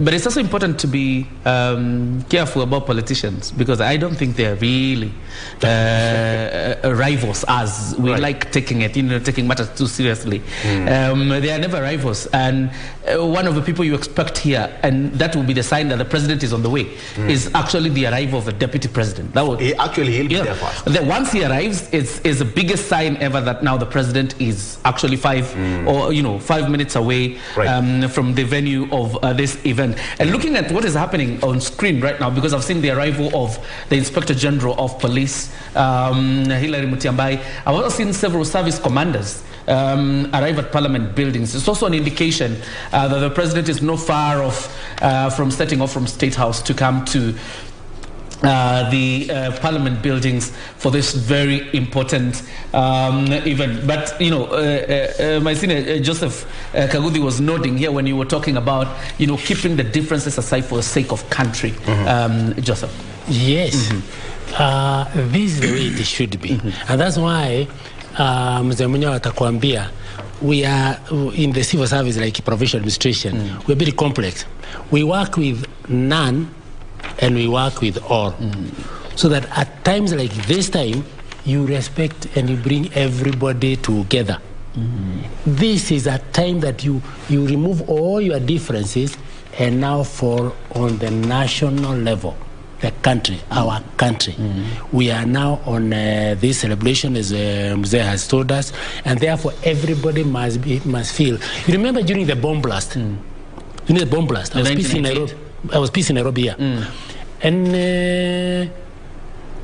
you remember our president that time, the leader of official opposition, and the others, the big guns who are there, led by Mzee Kibaki and all the others.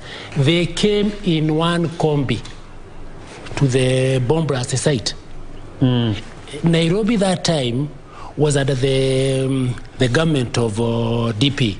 Even the deputy mayor, the mayor were all DP. And unasahau vitu yote. That's why, because it ought to bring this one to focus. When it comes the country, you leave anything else, you have small differences, short time differences, you come now and move to the country. So for this one, I expect that even you in the media mujaribu kutuunite sana tuachane na vitu dogo sasa ya competitive politics so that we come together as one nation. Absolutely. Yes. And you know, this happens at a very critical time because hadn't this very sad event happened, obviously everybody would be in the campaign trail. Yes. You remember the deputy president has actually put off his 3 days of campaign in Western Kenya to celebrate the life of President Kibaki. Obviously for the former Prime Minister Raila Odinga, it was not possible for him to postpone that trip abroad. But I'm sure wherever he is serving as Prime Minister with President Mwai Kibaki, he's also affected in one way or another. And Victor, generally, that's the mood and feel. And I think Joseph Kagubi feels we have not done enough to cultivate nationhood in this country in terms of establishing what is our national value, what is our national fabric, what binds us together more, what is our identity. Probably is a big question for him. Even you ask a little more, what are our strategic interests that we can go to war if you interfere with that? I looked at the constitution on nationhood, duties and responsibilities of citizens. I looked at the constitution of Somalia, Ethiopia, Sudan, Uganda, Tanzania, and Rwanda. Kenya does not have that provision of the duties and responsibilities of citizens. Therefore, you can see us, apart from Kenya, istahili, heshima, you see us cannibalizing ourselves. So the minute you ask that question is a very pertinent question, and we would wish. And that's the family of President Kibaki, his 3 sons and daughter, now making their way to where the casket lays, or the body of the president will be kept. And you know, those are preliminary pointers to that the president is not really far off from getting to Parliament. And obviously when he comes, we shall be handing the program over to but look, the judicial system, that's the Chief Justice and all the judges, and actually in their robes, including the Chief Registrar, Anna Madi, all coming to pay their last respects to President Mwai Kibaki. And Victor, very importantly, because you will remember former Chief Justice Willy Mutunga. You remember during the retirement of President Kibaki, when he was awarding him that golf club and stuff like that, he said there's a direct line from State House to the office of a Chief Justice, and never did it ring during the reign of President Kibaki. Yes, to the Chief Justice. Quite an interesting, a man who really wanted institutions to function as they were, without interference. And he's actually one of the reasons you're sitting where you're sitting and saying the things you're saying, because previously? It's a very, I have Minister here who is smiling when you mentioned the word that at no point did that phone ring. Because when you look at the independence of all these independent bodies, we have got the legislature, we have got the judiciary, and of course the executive. All these bodies are deemed to be independent. And as the Minister said, Kibaki had a particular way of running his own kind of, affairs. He was an absolutist. Whatever he wanted that way, and for the good of the nation. All right, for the good of the nation. And probably just to bring to your attention is that at this particular level, you see the judiciary is now represented by the registrar, that is Anna Madi, in their ceremonial robe. We have got the Chief Justice will also be making her way there. There you have them. It's quite important to note that that is another wing of the government which President Mwai Kibaki led. And so we expect them to take charge at this particular point before the public is, before Parliament is open to the public to view the body of the late president. And just to make sure that security is well taken care of. Security is well taken care of because it is a military affair. Victor, and not to overlap, just a bit, because when I see the judiciary, it reminds me of the radical surgery in the judiciary that was actually spearheaded by President Mwai Kibaki when he took over. Yes. There was a general feeling that, the judiciary was under capture or was operating under the hand of the executive. And there were judges that appeared to be either corrupt or were leaning towards the system as much. And therefore, to restore the confidence of Kenyans into the judiciary. You remember Judge Gisheru? Yes. Is the one who led this radical surgery as Chief Justice, but under President Mwai Kibaki, to try and restore confidence in the institution of judiciary. Yeah. You remember the catchphrase, the small fish, the big fish, and all manner of fishes will not be spared. And see, that's how it's begun. Another thing, but no, we should not forget, yes, and you people should be promoting it, is this a Vision 2030? Which Vision 2030 stabilize almost everything in this country. And Mike, when you talk about Vision 2030, from the time it was initiated to it's still on, and it shows that up to 2030, whatever is going to be done is what Kibaki laid down on, because that is all what we are working on. Where are we in terms of a scale of 100%? Oh, yeah. Where are we? No, we are progressing very, very well, because whatever you do, you come in, you promote whatever was left behind to achieve what was aimed at that time, whether it is issue of water, issue of education, electricity, water, roads, and all that. You are all the time looking at that booklet of Vision 2030. Absolutely. It was a very good thinking. Yeah. You were members of the golf club.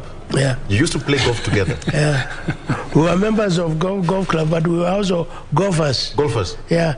We used to play golf together in Udaiga, in Machakos, and in Mombasa, all that. And Kibaki was very good. And in golf, you play either two of you or single or four of you. The maximum is four. And you are all given partners. And he never used to choose who to play with, but then as you play, you used to enjoy it so much, particularly when he's kicking off. Oh, very well, you really enjoy. Right. And the best concentration. I think concentration comes at that time when you look at that little ball kicking with a very small little stick. Yes. And you can't miss it. You all the time do it. And particularly when you are now chipping in or patting to put in that small little hole. Yeah. He was a good golf player. Good golf player. Remember him. And immediately after that, you go and relax, talking very well, having freedom. And he would mix with everybody at that time. Yeah. And even at that time, he's a president. But when you go to mix after the social gathering, you will never know who is who. Because he welcomes you all. I'm meant to understand that out of office, President Mwai Kibaki never used to discuss matters politics. No. No, Kibaki would not take any issue about politics. But the state of the country, yes, economically, or getting information, whatever have you, that was welcome to him. Yeah. In 2002, Minister, in 2002, the entire nation was charged. At that particular point, nobody knew President Mwai Kibaki, nobody knew Kijana Wamalwa, nobody knew Charity Ngilu, nobody knew, apart from Raila Odinga, who was agitating for democracy and all that. But all of a sudden, all the posters across the country was for President Mwai Kibaki, Kijana Wamalwa, Charity Ngilu, and many other dignitaries during that. That is the time we came as NAC, because we collected all these other parties and then came back together. Yes. In fact, we even shifted from our own office, because our office was in Kitanga Road. And in that area, just along there, we got a building and opened a new office called NAC office. Yes. All the other parties, you leave whatever office you are, that was a common office for NAC, the National Alliance. And that is the time we all came together, forgot whatever you had as a leader of your own party, but to form one lineup. Yeah.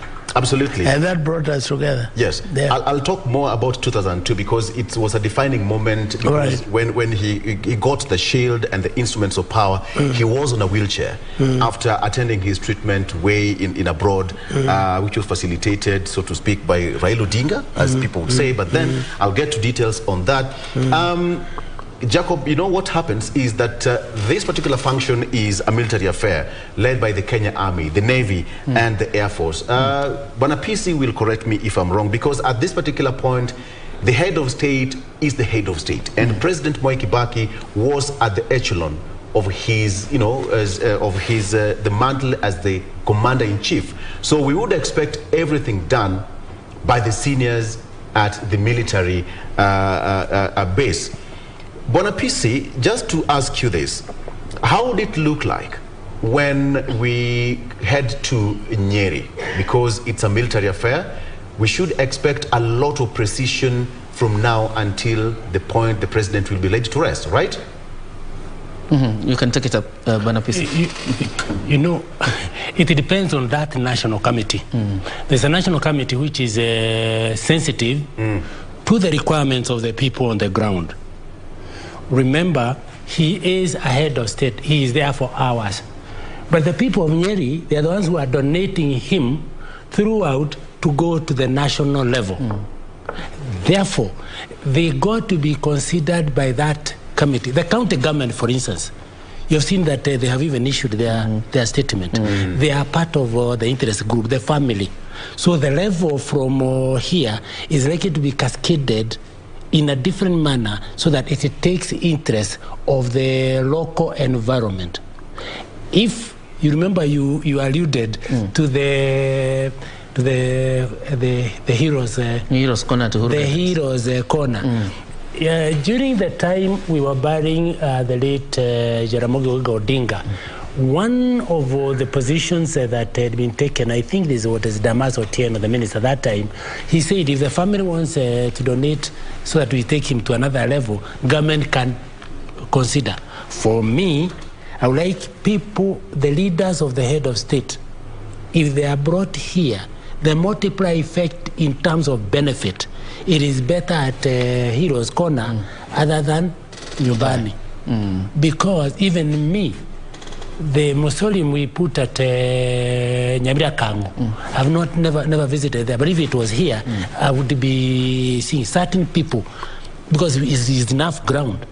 We could do that so that there is a concentration of our history, and I repeat, not natural history, national history. So we start being together, whereby you see this one, this was the leader of opposition, then it became government, this, and then we bring it together. So I cannot tell you for sure which direction they will take, because there is a committee now organizing it with all the stakeholders and the owners of the stake are involved. Absolutely, and I'm sure the Minister for Interior, who is heading that committee, that is Dr. Fred Matiang'i, will be updating us, of course, in the coming days as regards the plans to inter the body of the third president of the Republic, Emilio Stanley Mwai Kibaki. But of course, before we hand back to Victor, there's this question, because the first point when people interact with Mwai Kibaki's economic policies is when he has become Minister for Finance and Planning.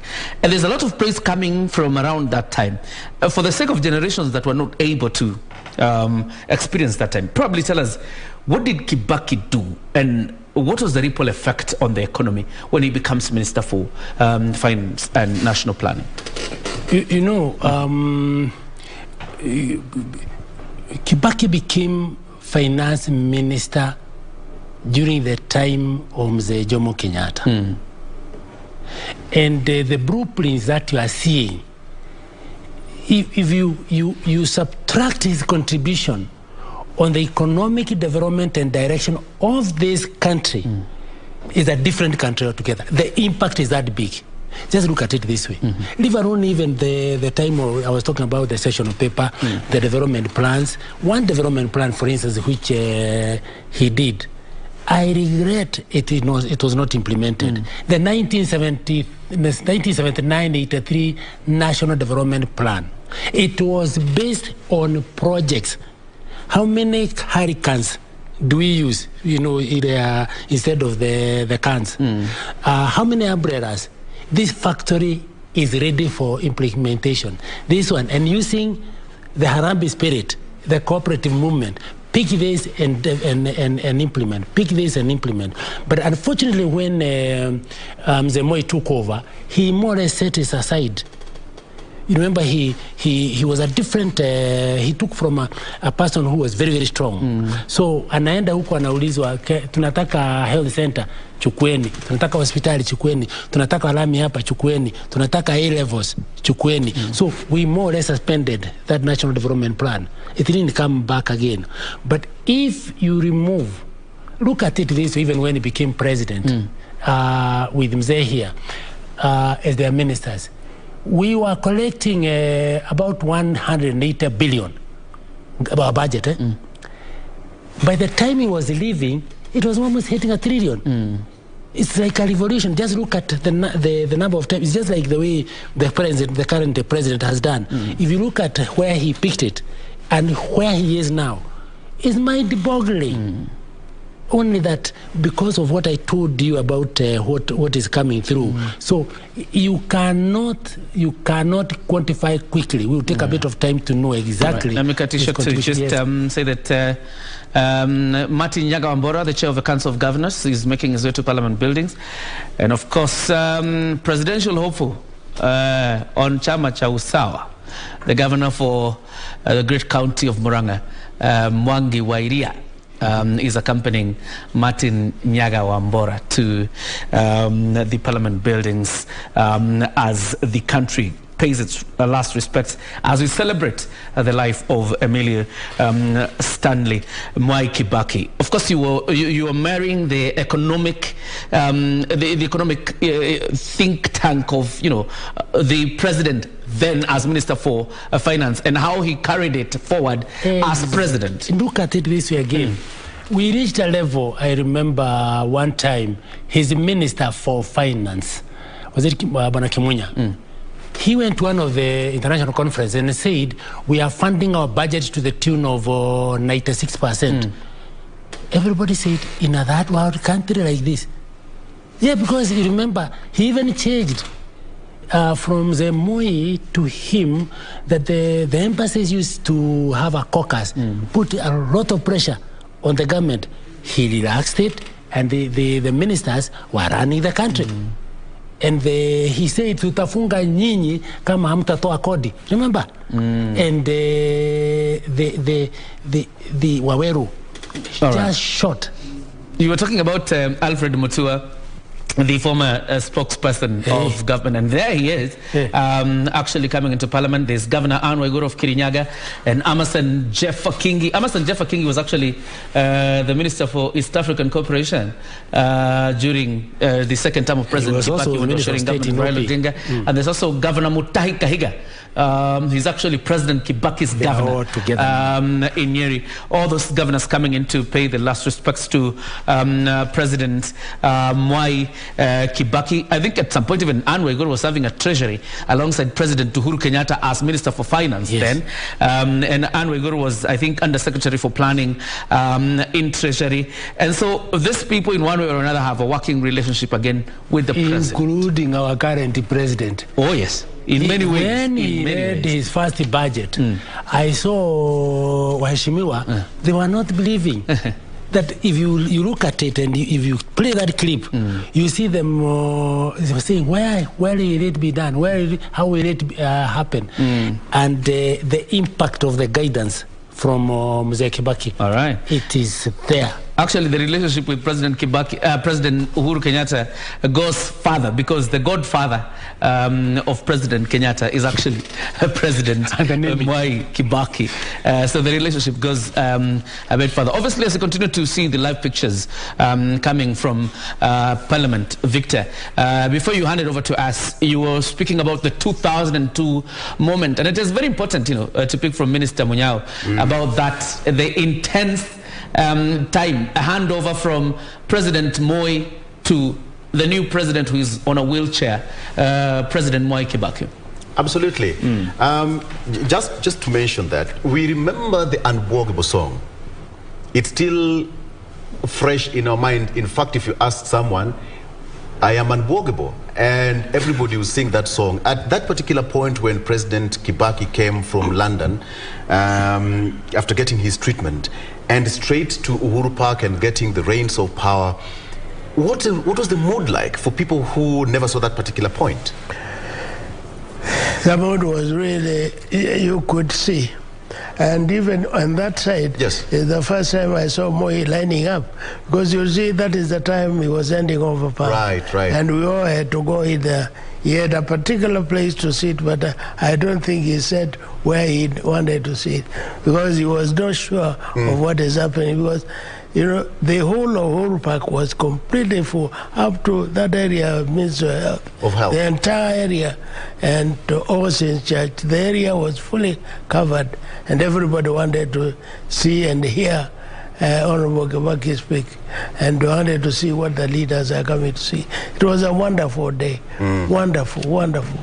And it was a smooth transition, though so painful. It was cool, a sad one. So cool, and everybody was ready to do whatever we needed to do, which was very good, actually. Did you ever expect at any given point that President Kibaki would get to that seat?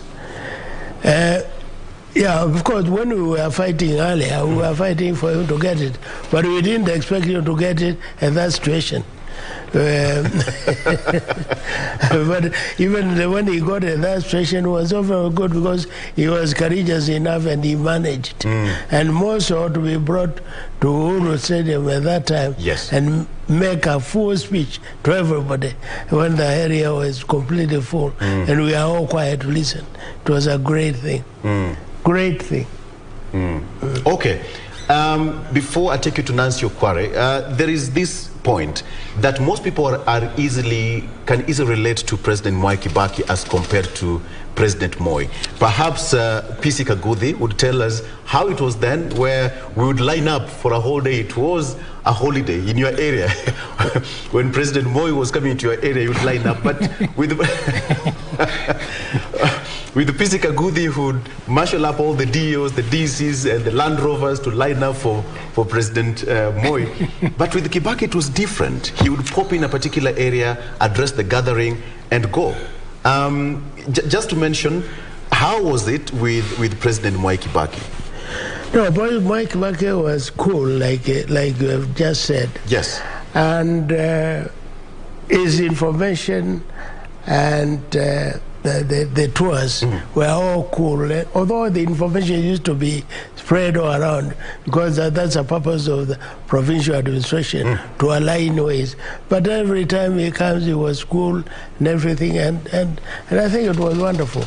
Yeah. Okay. Totally different from what we were seeing during the time of Wanakaguthi. Wanakaguthi will tell us how it was, you know, the Land Rovers way back then, and you know, I left from 4 o'clock. I retired a little earlier. 1999. All right. Obviously, before you express it, let's just show the live pictures of some of the dignitaries making their way to Parliament buildings. I think that should be Governor Anne Kananu of Nairobi, making her way to Parliament buildings. And PC Kaguthi, you will pick up on that, you know, about the differences between President Kibaki and President Moi. But first of all, let's rush to the CBD and link up with Nancy Okware, and then come back in studio and give us the experience of Moi and Kibaki. But Nancy Okware, if you can hear me, probably give us a feel of how the Central Business District is looking as the country mourns or celebrates the life of President Kibaki. Okware.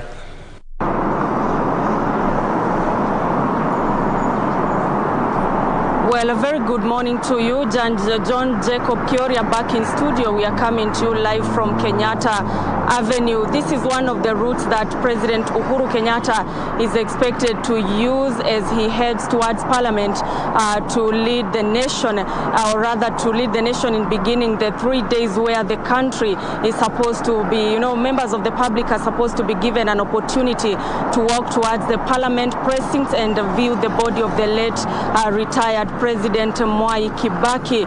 We do expect that any minute at around 10 a.m. the President will be coming through the State House Road and connecting with Kenyatta Avenue, and it is after that he's going to use Uhuru Highway all the way to Parliament buildings.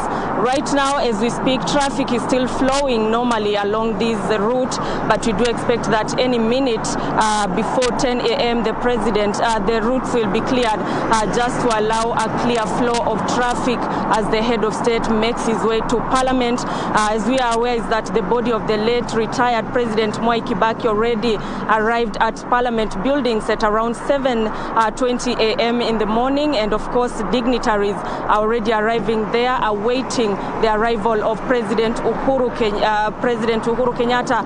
A number of Kenyans have been expressing their views on what they will remember the late president with, and right here at Kenyatta Avenue I'm joined by one Kenyan who is going to tell us his fond memories of the late president. Shukran sana kwa kujiunga nasi.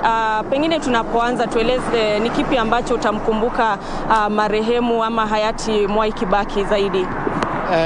Marehemu President retired Mwai Kibaki namkumbuka sana. Kuna mengi mema nimeona kwa maisha yangu, hata kwa maisha ya Wakenya kupitia kwa uongozi wake.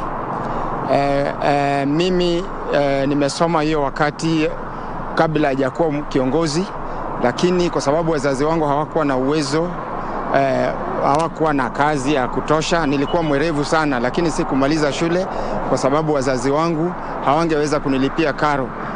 Wenye tulisoma nao, wenye wazazi wao wangewalipia karo, walisoma. Na baada ya hapo Kibaki alipochukua mpaka leo watoto werevu wote wanaenda shule. Mpaka hata leo kina kijana wangu amefanya mtihani wa kidato cha 4 na amesoma vizuri akamaliza, na tena anaenda university kwa sababu ya pesa ya CDF na hiyo pesa ingine, kwa sababu watoto werevu sasa hiyo wanaenda shule. Nashukuru sana kwa sababu ya uongozi wa Kibaki. Kuna vitu hatukuwa tunaona wakati ule, lakini tumekuja tukayaona mengi sana. Naweza sema hata ile wakati tulikuwa tunaona hizi magari kubwa, tulikuwa naona kwa movie ya Nigeria, magari kubwa kama Alphard, hizi Manoa tulikuwa tunaona kwa movie ya Nigeria. Lakini Kibaki alipopata uongozi, saa hii ukiona magari hizi kubwa unaona wamama ndio wanaendesha. Wakati ule hata wenye tulikuwa tunaona wakifanya kazi kama walimu kwa shule, walimu wetu walikuwa wanakuja na baiskeli, wengine walikuwa wanakuja kwa miguu. Saa hii walimu wanaenda na mapikipiki. Tulikuwa tunaona vitu kama pikipiki, tulikuwa tunaona wengine wakifanya nayo boda huko Uganda, lakini Kenya ilikuwa ni mabaiskeli. Kibaki alipochukua, kwa sababu ya uongozi mzuri, saa hii kila area vijana wako na mapikipiki. Maisha imeendelea kwa hali mzuri. Nimeona mabarabara za lami hata upande wa nyumbani. Vitu vingi sana naweza sema kwa mzee. Na hata ukiangalia upande wa siasa, upande wa ufisadi, kuna wale wenye walikuwa hata wenye wanatoka kwa jamii wake walipokuwa wanapatikana na makosa, watu kama viongozi kama Mwiraria, viongozi kama Murungaru walikuwa na resign, wanawacha kazi na wametoka kwa jamii yake. Hiyo inaonyesha uongozi mzuri. Mzee kuna mengi naweza sema, kwa sababu hata hali yake ya kuongea, hakuwa mtu mwenye anaongea mambo ambao unaona inaweza umiza nchi. Kama kitu ilikuwa ni mbaya, saa ingine angesema jambo yenye watu wangecheka kuwa mavi ya kuku, lakini alikuwa ni mtu anamaanisha vitu zake. Nashukuru kwa sababu uongozi wake imefanya mpaka leo kuna vitu bado zinaendelea kufanywa, na zilikuwa ni vision yake. Ndio rais ama ndio kiongozi nimeona akiwa kuongozini na akatoka akiwa na vision. Tumekuwa na vision 2030. Hiyo vision 2030 mpaka leo kuna vitu tunaona mpaka saa hii zinafanywa. Nashukuru sana. Hata wakati ule kuna vitu tulikuwa tunaona na hayakuwa kwa hali ya juu. Nikiongea hata unaangalia watu kama watangazaji, watu kama Leonard Mambo Botela, walikuwa wanafanya kazi mzuri sana, lakini maisha yao haikuwa juu. Lakini ukiangalia saa hii watangazaji, watu kama Nimro Mtabu, watangazaji wengine wako sawa, wanatembea na magari kubwa, wanaishi kwa manyumba ya fahari. Nashukuru kwa uongozi wa aliyekuwa rais, na mimi nashukuru kwa maisha yake, na Mungu amweke mahali pema peponi. Asante sana. Asante sana. Yes, John Jacob Kioria, that is one of the Kenyans just expressing the fond memories that he remembers the late President Mwai Kibaki. And of course, we do expect that any minute, some minutes to 10 a.m., the head of state, that is President Uhuru Kenyatta, will be using this route, that is Kenyatta Avenue, as he heads towards Parliament building. And we will be on standby to bring our viewers that procession live right here on KBC Channel 1. For now, it's back to you in studio. All right. Thank you very much, Nancy Okwara. And of course, listening to that gentleman, he has quite a quick grasp of what the presidency of Mwai Kibaki meant for him as a person, because equal opportunity for every child to go to school, irrespective of social status, was quite an important thing. There's a question he had been asked about the comparison between President Daniel Moi, when he's coming to your area, it's almost a near holiday. Even schools have to stop because everybody has to line up and receive the president. But Kibaki's time, it appears like nothing much. And institution, every leader, if you don't invest, you know the president is the most informed single person in any country. Every leader has their own style. The style of President Moi transition from Kenyatta to him was such that Kenyatta was in Nakuru, anakuja Nairobi, Gatundu, Mombasa, that kind of thing. Here comes a president, he wants to touch the ground, visiting everywhere. Then comes Mzee Kibaki. He is in a wheelchair. So his level of communication had to change, isn't it? So when the president is coming to the area, every PC had his own style. Like my style is that huyu ni mwanasiasa anataka watu. So you mobilize watu. You mobilize. And Nyanza people are loyalist community, so they just come and you get the visit. What he is communicating becomes very good. That's the difference. Okay. But when you look at Mzee Kibaki now, you know, to me as a personal tribute, you know, he is the architect of modern Kenya. If you look at what he did, a liberal futuristic thinker who put things, structures for future implementation. And when you talk about sessional paper number 10, you see what he was seeing. Then you remember there was another one, Degwa report. They put a lot of direction again on that. When Mzee Kibaki became president, and he went to Odhaya, when they went to Sagana, he asked the watu, mulikuja kufanya nini? Mungekuwa munalima. Pesa mtatoa wapi? Hapana, uliza pesa itatoka kwa bank. Then huko anauliza the Social Economic Council, how can we reduce the interest rate? You remember that story, which is current. Akawaambia, wakasema that council kinalida choka, na akawaambia mumeanguka mtihani.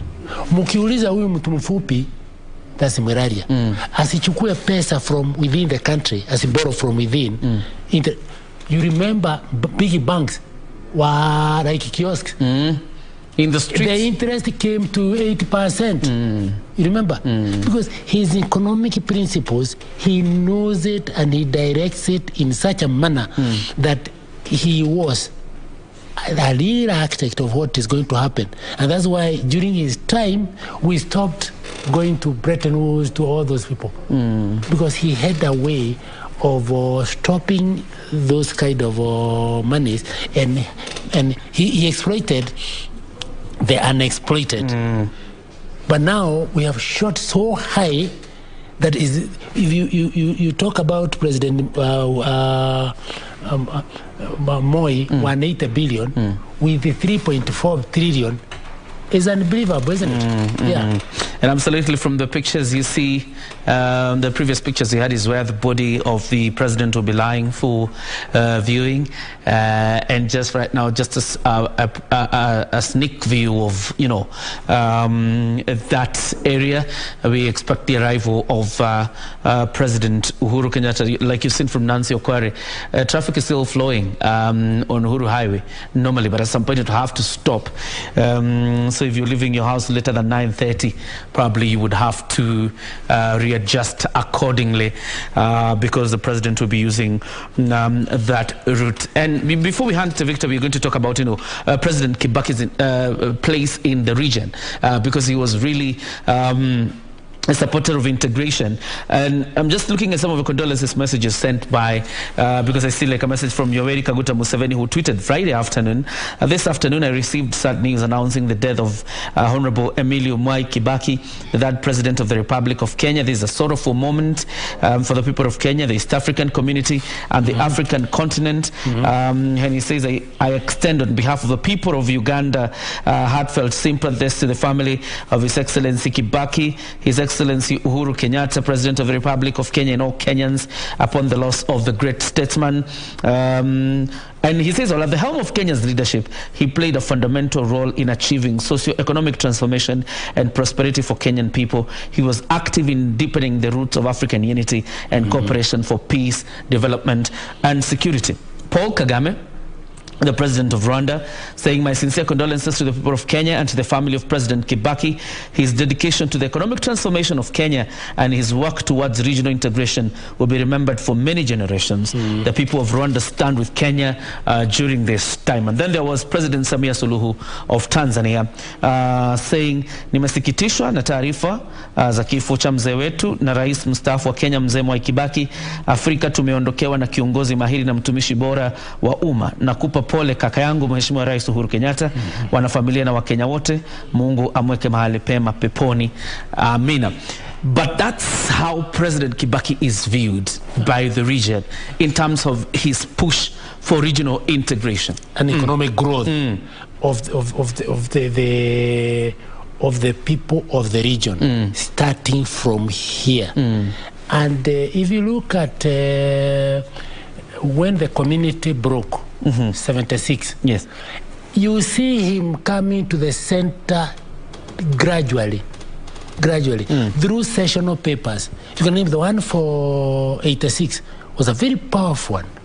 The one for 71, 72, the one for economic growth and employment, sponsored by ILO that time. Gradually you see his contribution within and putting structures and laws that we will live with that for a long time until we now went to bombers to make certain changes so that the structures changed. And a big shift now, instead of the county councils and what do you call it, the district focus, then we went now to actual devolution. So if after the actual devolution, then you see it is his kind of blueprint which was ruling this country economically in terms of growth. All right. So his contribution is major, and that's why I say he is an architect of the modern day Kenya, using his liberal and futuristic thoughts. And Jaramogi Odinga was not wrong to pull him out of Kampala. Absolutely. Yes. I think, Victor, the question you had asked about the differences between Moi and Kibaki has been answered in the sense that every president has their own leadership style. There was Moi and there was Kibaki. But there's something you had asked earlier about, you know, political competition when it comes to issues like this and putting politics aside. And I just remembered in 2002, President Uhuru Kenyatta was contesting against his own godfather. Yes. President Mwai Kibaki. Actually, the person who gave him the name is actually President Kibaki. So, I mean, politics in Kenya is just an interesting game. It's an interesting beat. And, you know, that is the same situation. When I had actually off-the-camera discussion with the minister here, you know, President Kibaki was an opposition leader. At some point, he was a minister at some point, he was a vice president, and ultimately the president. That should teach you something, Kioria. Trust the process. Yeah. Trust the process. But so to ask you this question, you know, at that particular point, you know, the President Mwai Kibaki was getting the reign of power. NAC was in position. And that evening when now Moi was handing over power, it was a very sad moment because people were used to the one kidole moja, the KANU serikali ya Jogo, and now that President Kibaki was coming in power, it was a change of mood and everybody was waiting for that particular point to test the presidency of President Mwai Kibaki. But the best thing and the easiest thing is that we had sold Democratic Party's manifesto earlier, even earlier, yes, to an extent that people of all levels had understood what it actually means, what Kibaki intends to achieve, what he's going to do when he comes there, and what he's going to do for everybody in every category. So people are taking it a little bit easier. The only thing which was a little bit difficult is when they started seeing the way security was managed at that time. Because there was a lot of liberty and a lot of mixing up. Yeah. And when now, a day came after now he was leaving State House, he was now retiring, and there was that chopper. Now President Kibaki was now leaving State House. It was a very sad evening again, and the pictures we would see on his face, leaving power. Perhaps he held this country with a lot of high esteem. Well, with him, when he was free in his heart to leave the office at that time, because he was a constitutional man, he knew what he was serving and all that. But the public could not believe that this is what it is. So that's why finally there was that emotion that I'm leaving here and all sorts of harmless things. Otherwise, it was quite okay. You know, one funny thing is that I was reading on the newspapers here, Jacob, is that at some point President Mwai Kibaki had to run for his dear life when he was in the opposition way back then. He was agitating to topple during, in 1998 actually, when a crowd charged towards where he was adamant to hold a rally. And when raiders, you know, raided the event, the story has it that President Mwai Kibaki had to run and leave one shoe behind, and it's not yet known who picked the other side and took it to him. But that was way back then. That, Bona Minister, that tells the other side of him of being a staunch agitator of democracy. Kabisa. And he was a beginner, and he really initiated and stood for democracy, liberty or war, and providing freedom, you know, sorts of things. And it was very great. Absolutely. Okay, pictures on your screen is that, the body will lie in state there, and we have got two options. In a situation like this one, the government can decide either to let the body be in a coffin or outside a coffin. And in this case, President, all the three presidents, starting with the President, the late USA Kenyatta, Mwai Kibaki, and President Moi, were all outside the coffin. So that is as per the government decision on how to do things.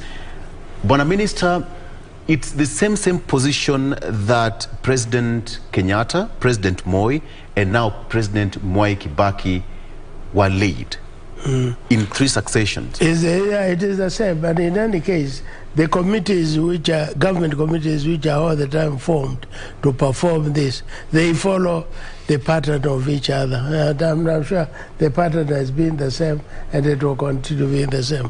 Like you see the way they have started inviting leaders left and right. Yes. That protocol will have to follow. And of course, it's important to say that during the interdenominational and it may not be only Kenyan. There might be other leaders from way in East Africa who will also come, want to visit Honorable Mwai Kibaki. Absolutely. And because of that program, most likely that several heads of state and former dignitaries also attend that particular event on Friday and Saturday.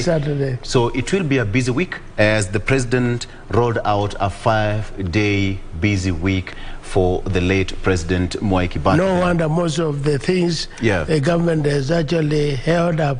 All the plans which were to be, even the campaigns, are all held up until we see the end of absolutely. It wants to mention that even all the campaigns have been put on the back burner. Have all been withheld until after Saturday. Absolutely. Now, and in any case, this is also a good weekend because it will have about 4 or 5 days of holiday from Friday to Tuesday. Absolutely. Yeah, because it joins with the food run. You know, there is this bit of the president's favorite meal. What would you enjoy, the two of you, during your point? You know, outside politics, now you're just relaxing as gentlemen. Very well. And he used to be very good. You have even seen there is somebody called Macharia from Nyeri who has been talking about how he used to entertain the president. Anytime he visited the area, he had a particular place he used to sit, meet people, whoever else in that place, and then they go. You know, everybody enjoy it that way because anytime we were with Kibaki, you knew what you expect, and you prepare for it, which is. What was that? What was? Perhaps the PC would now want to get the secret. No, but I may stop it there because those who were with him, they knew what they did. I'm told that is General Badi, who is also arrived there at Parliament buildings. Preparations are actually at the advanced stage, signaling the arrival of President Kenyatta anytime from now. But of course, Deputy President William Ruto will also have to make his way there. And then later on, members of the public will also get an opportunity to view the body, as it happened with President Daniel Arap Moi. It's going to be a busy week for the nation, and of course we expect a lot to be taking place even right now in Nyeri County, there where the president will be laid to rest. In 2007, at the footsteps of Harambee House, now they walked out with then Prime Minister Raila Odinga. Perhaps it was the hardest decision that most people, lieutenants around him, never wanted him to sign that particular deal. But nonetheless, he still went ahead and signed the deal with Prime Minister Raila Odinga. And the best thing is that the company at that time was not only in Kenya, but there were other leaders from the neighboring country who were seriously concerned about the peace in Kenya. Therefore, it was easy to sell what we wanted to achieve because there were other leaders who were there to convince us that this is the right way to go and cool the country. Like you saw, I mean, Tanzanians were there, Congolese were there. Yes. Rwandans were there. And this was a major incident, particularly taking into account that the leader of all that was the American fellow. And of course, we also remember that Operation Linda Inchi was hatched during Kibaki's government. Very true. And they were operative. And up to now, we have our soldiers in Somalia. They were operative. Yes. And they are there. And even the peace created at that time is the one which extends and cool the country all the way from that area. You remember the way shifters and all sorts of things used to operate with India. But for some time, it managed to cool the country. It was very good. Kibaki did great things to this country. Okay. All right. So let's take a look at what's happening in Parliament and let's listen. There you have it in Parliament.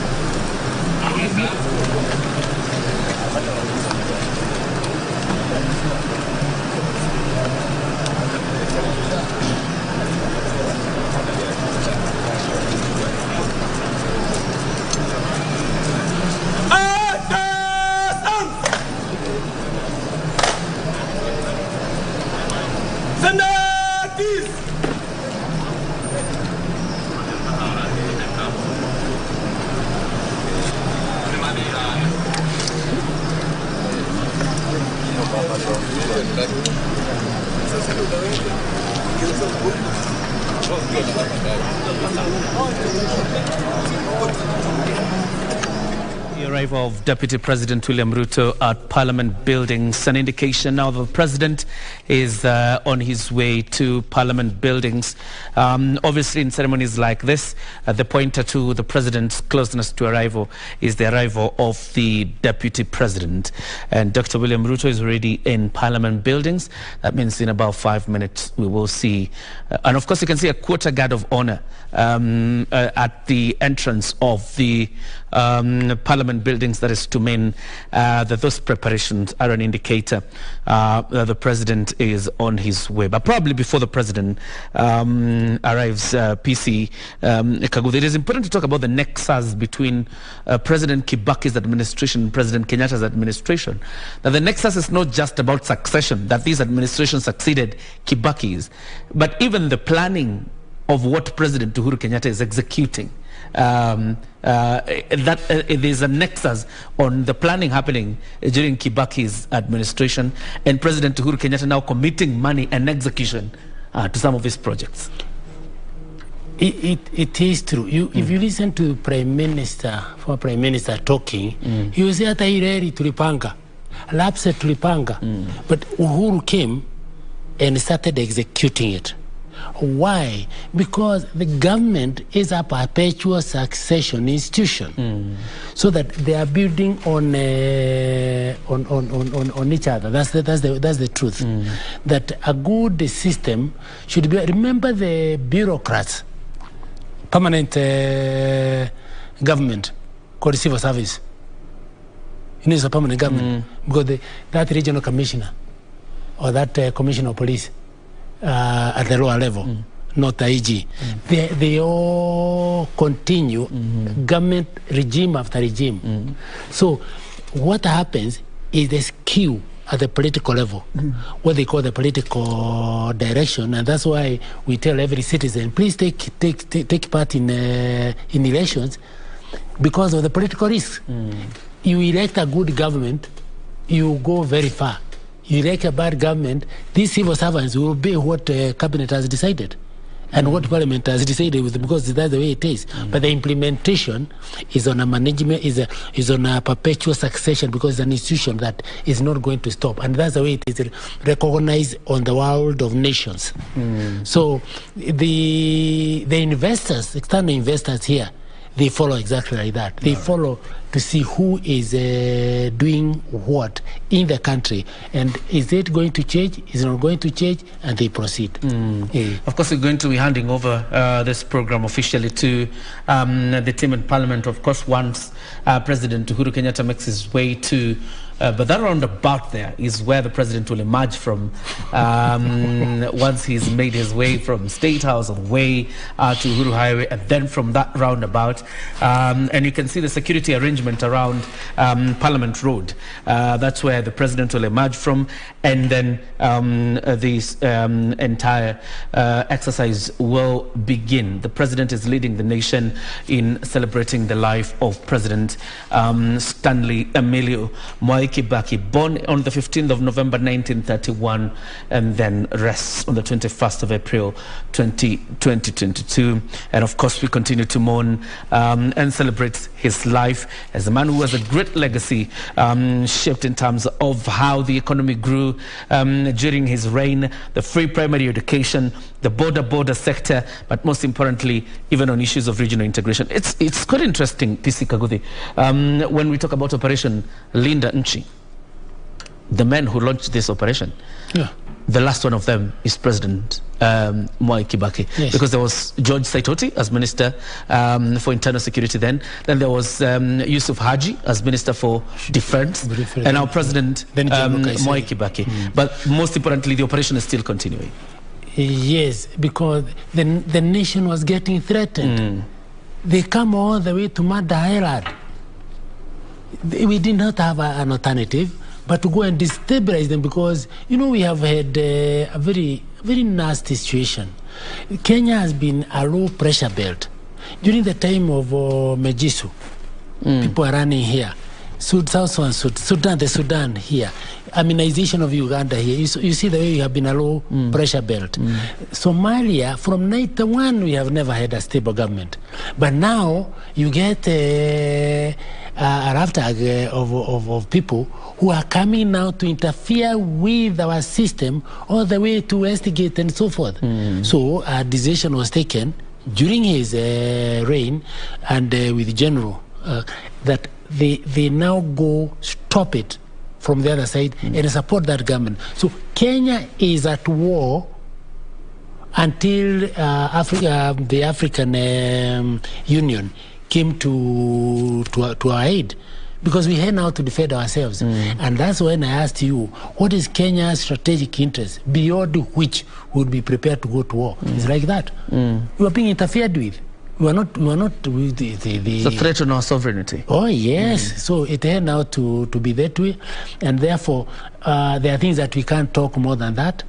But we have been interfered with very, very badly, and we have survived by God's grace. That all those countries have been destabilized, and everybody was running here.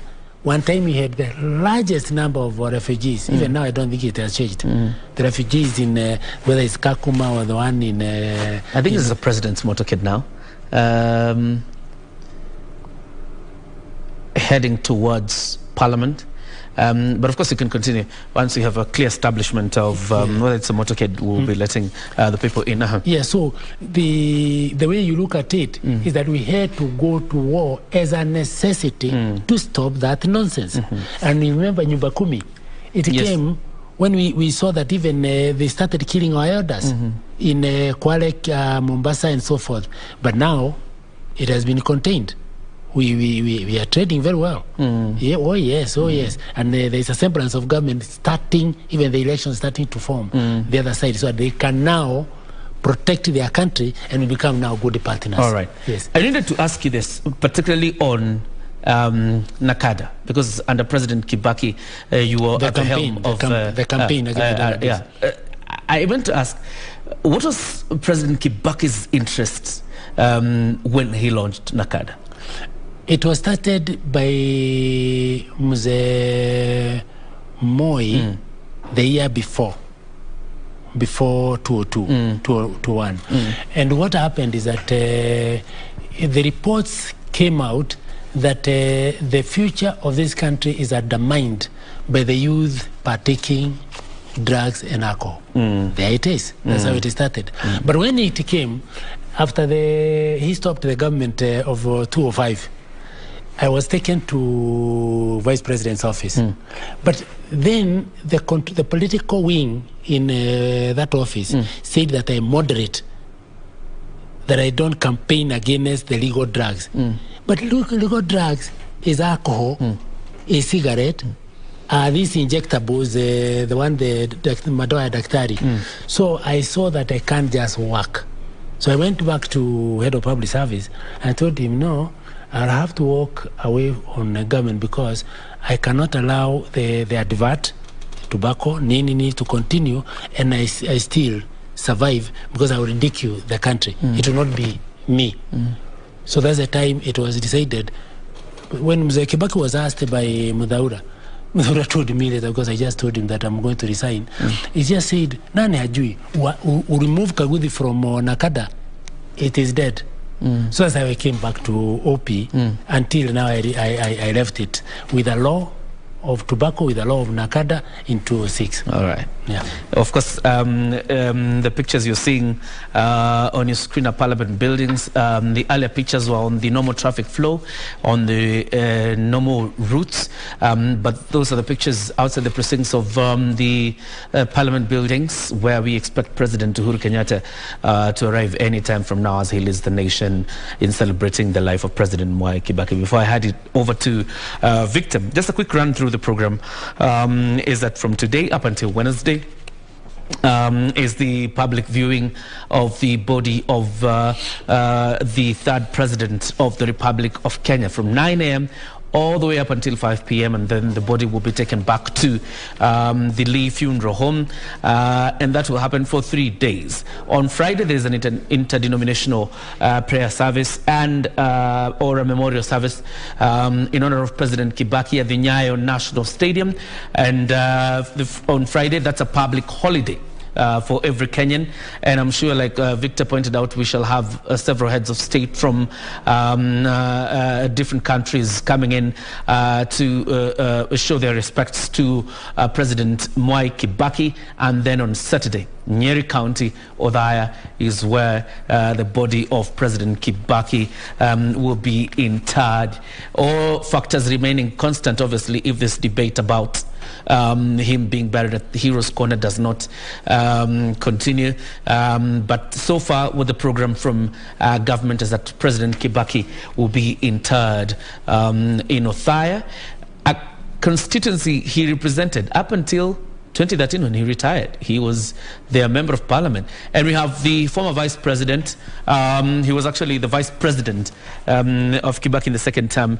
That is Stephen Kalonzo Musyoka, making his way into, and I see being received by the deputy president as he makes his way into parliament. Obviously, we don't expect Prime Minister Raila Odinga in this event, bearing in mind that he's on a working tour in the United States of America. But before he went, he had his message to the nation, and saying Kibaki took charge, he led. If there was a person who was keen on leading his people and providing the morale for work, was President Mwai Kibaki. He was a team leader. That's how the former premier Raila Odinga remembers President. Politicians worked together. You remember Kalonzo Musyoka was a member of KANU. Raila Odinga also was a student of Moi. All of them, even the deputy president. Even the deputy president was director of elections way back then. And the president was the party leader. Exactly. So, and now you see Amos Kimunya, Minister for Lands, Minister for Finance, and right now leader, and Minister for Transport under President Kibaki.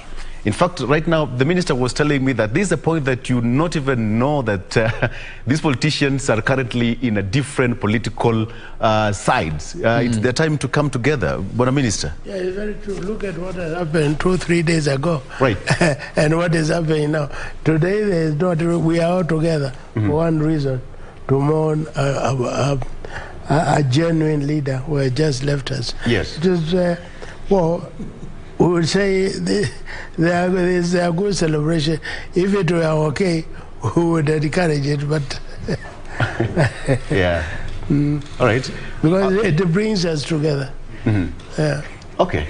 We still have. You can't imagine. You can't imagine. According to the minister, you can't imagine that 3-4 days ago. This is what was happening 3 days ago. You should know. Absolutely. Okay. Something that I would love to ask you: how did President Mwai Kibaki? That is before we get there. That is Honorable Kalonzo Musyoka with the deputy president. They're having a tete-a-tete.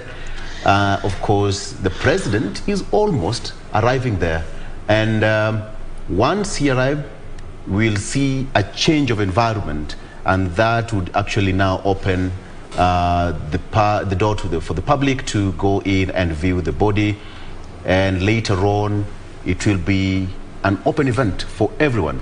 But, Minister, the president, that is the late President Mwai Kibaki, tried to demystify that elitist form of presidency during his tenure. He was more approachable, he was more interactive. He demystified this issue of, I am the king, and I'm a man of the people. I think that this was also brought up by the way he grew up. Growing up from a member of parliament to a minister to a vice president and all that up to the time you become a president. All this time you have seen all sorts of levels, you have seen all sorts of consultation, and you see the right way to lead your country. This was a very good experience, and I'm sure he must have earned this from the way he grew up in all these social sectors. It reminds me of a point when, immediately after he took over power, Many people did not see him inviting the former President Mwai to State House for a consultation. A couple of people were quite adamant. In fact, way back then, some were like, okay, fine, let's have a meeting in an open place.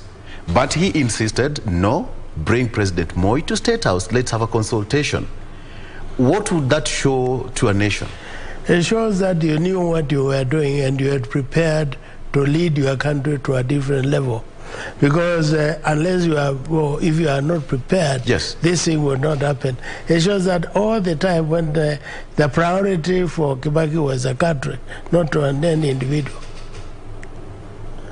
The priority was the country, not to an individual. And that's why he took it that way, that anybody can now come and they continue consultations. But most people were still adamant. You know, we had the likes of Chris Burungaru, who were the insiders, his foot soldiers. We had Mudaura. We had Martha Karua back then. Yeah, because they were used to the former system. So for them to get completely converted to the new system now, it had to take a bit of time. But eventually they did. Because Kibaki himself, they saw the way Kibaki himself was behaving.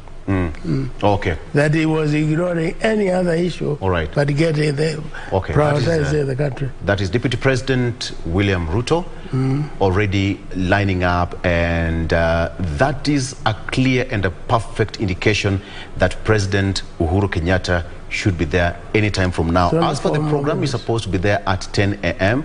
It's now a few minutes, 4 minutes to 10, and therefore we should expect him to lead the nation. And of course, the military will be taking charge. The top government officials have lined up to receive the president. He will head straight to where the body is at the parliament buildings.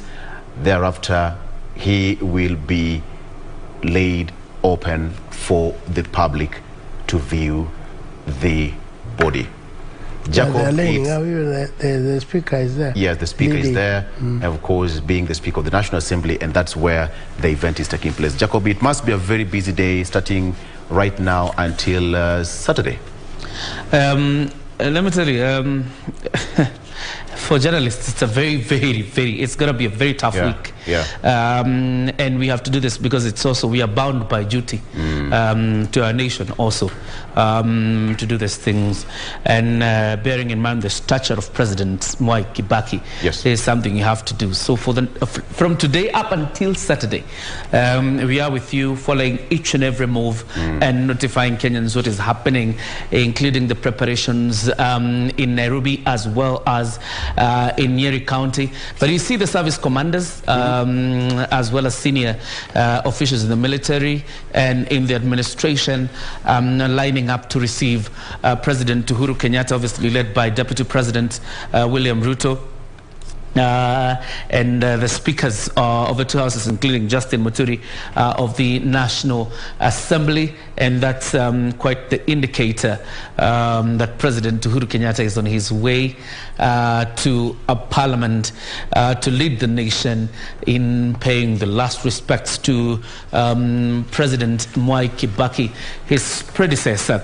For that matter, and like Bisi Kaguthi was saying, the building blocks of what President Uhuru Kenyatta's administration has been able to achieve. Some of them were laid under President Mwai Kibaki. Remember the Thika Road, and President Uhuru Kenyatta has been able to build up on that legacy, and built more than 10 kilometers, 10,000 kilometers of tarmac, and you can see the magnificent expressway also happening.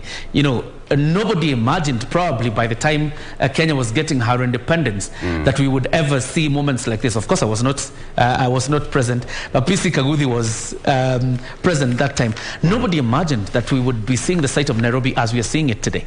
It is true. It's true. When you consider the pieces that this country has, and here he is. This is the president. These are the lead vehicles coming to Parliament, and there you see the outriders. That That means now we have to head over to Parliament officially. Is a full escort, presidential escort. Absolutely. Yes. Exactly. But it is quite interesting. And look at the vehicle that the president is. Yes. It has no flag because the president directed that no official motorcade from anybody who has, the mandate to carry a flag on their vehicles, including the Chief Justice.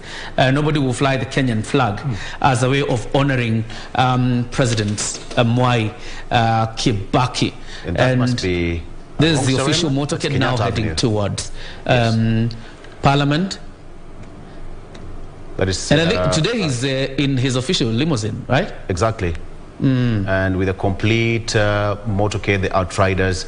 And that is Kenyatta Avenue, up, down, opposite, just right outside Serena Hotel, coming down to Kenyatta Avenue and the GPO roundabout, then taking their turn towards Parliament. Of course, in a very slow pace, considering the distance from State House to Parliament is just not so far. And in keeping the time, the formation of the outriders, the presidential formation, the official limo. There he is. The official limousine, but has no, even the presidential standard is not up. No, it's not there. Yeah, even the presidential standard is not up. The flag is not up. But it's also important, Victor, to point out that Kenya Broadcasting Corporation means business. Exactly. Because we are bringing you live pictures all the way from State House, all the way up until, Parliament. And this is, our small gift, our small sacrifice in terms of honoring President Mwai Kibaki. Exactly. Now it's Uhuru Highway? That is Uhuru Highway. And they're going to take a turn just after the Kenyatta Museum, then take their roundabout, the Parliament roundabout, then head straight to Parliament buildings. This is quite something because when you see the president coming out, this is an entire entourage of the president convoy making its way to Parliament. It shows a lot the level of respect that President Kenyatta has given President Mwai Kibaki. And we are bound together as a people. Exactly. Yes. And united in this cause as a people.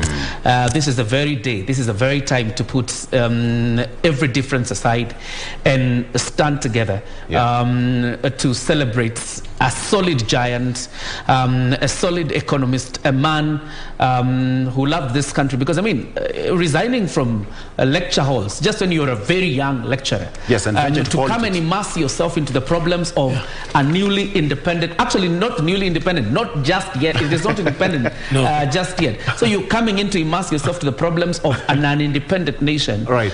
This is, quite a big sacrifice on the part of, Emilio Stanley, Mwai Kibaki. And probably this is the time to throw in, that very statement from the US, don't ask what your nation can do for you. Just ask yourself what you can do for your nation. And this is President Kibaki's contribution to his own country. We predicted that at 10 a.m. the president would make his way. It's exactly 2 minutes past 10 a.m. And he's arrived. In terms of precision and time management, it shows that anything that goes with the military, precision is key. Very important. There is no time to be wasted. And PC Kagude will tell us this because time is of the essence. In the military, everything is time. And we have got 3 minutes past the hour. And the president is here. We can't give him. Finally. Not so bad, we can't give him for that. But nonetheless, exactly 10:03, the motorcade has arrived, and therefore thereafter the military will take it over. And you see the lining up, the motorcade stops and that behind. is his limo now making its way into Parliament buildings. And he's the only person getting into Parliament. And different from other times, Victor, because whenever the president is coming to Parliament buildings, we always have a full guard of honor mounted in his honor outside Parliament precincts. You notice this is a solemn occasion. They're not there because the center of attraction, as PC Kagudi tells me, is President Mwai Kibaki today. That is the center of attraction today. That's why there's no guard of honor outside precincts of Parliament. Absolutely. For President Kenyatta, the head of state. There goes, he's disembarking from his vehicle. He's with the First Lady. There you go. Received. There you have it.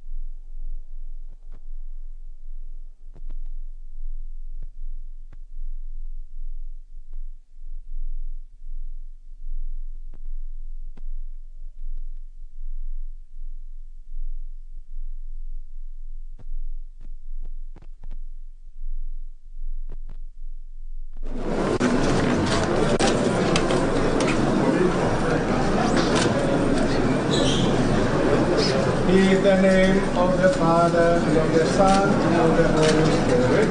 Amen. The peace. The peace of Christ be with you always. And with your spirit. Scripture verse from Matthew chapter 11, verse 28 to 30. Jesus said, "Come to me, all you who labor and are burdened, and I will give you rest.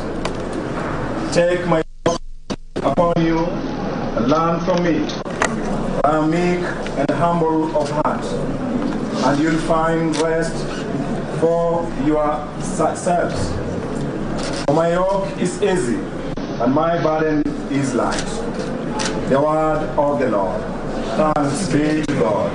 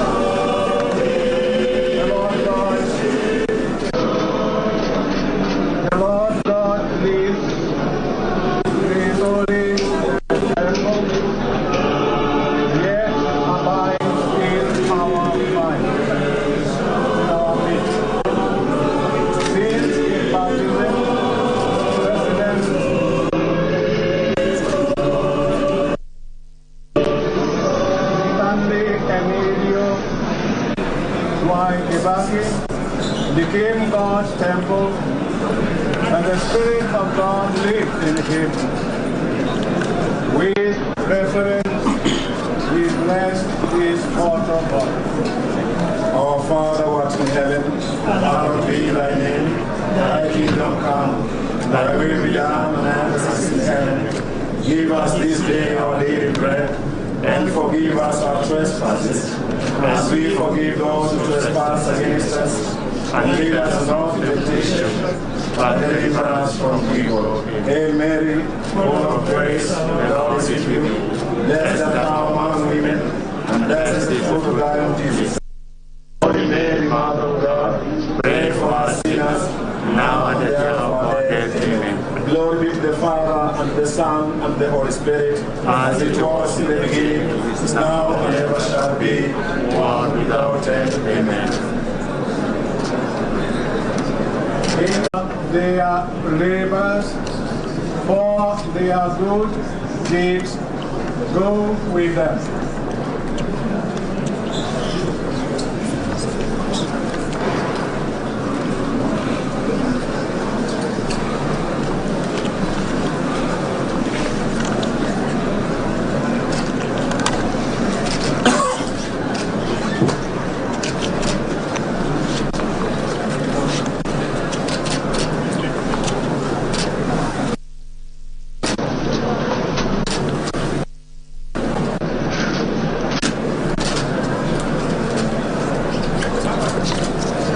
eternal rest grant unto him, O Lord. And let perpetual life shine upon him. May he rest in peace. Amen. May his soul and the souls of all the faithful departed, through the mercy of God, rest in peace. Amen. May the peace of God, which is beyond all understanding, keep your hearts and minds in the knowledge and the love of God and his Son, our Lord Jesus Christ. Amen. May the mighty God, may the Almighty God bless you, the Father, and the Son, and the Holy Spirit. Amen. We now allow His Excellency the President to be in the body of the legislature, escorted by the city.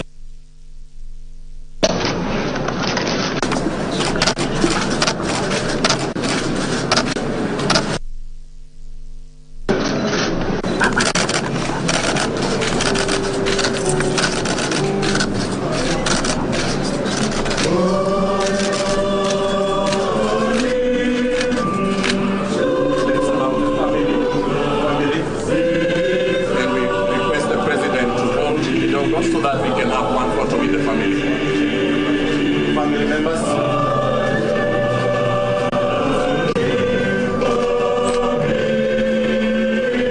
The rest of us will wait.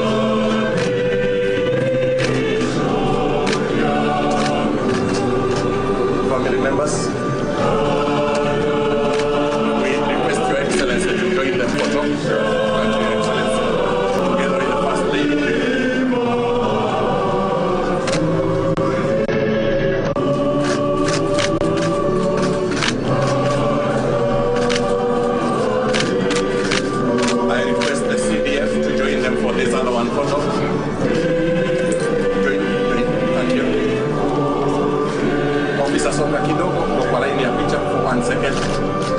Kidogo tu for 1 second. You're on the line of the photo. Thank you. Your Excellency, the First Lady, if we could kindly move the mask so that is to be safe, every one of us. Kindly, just briefly.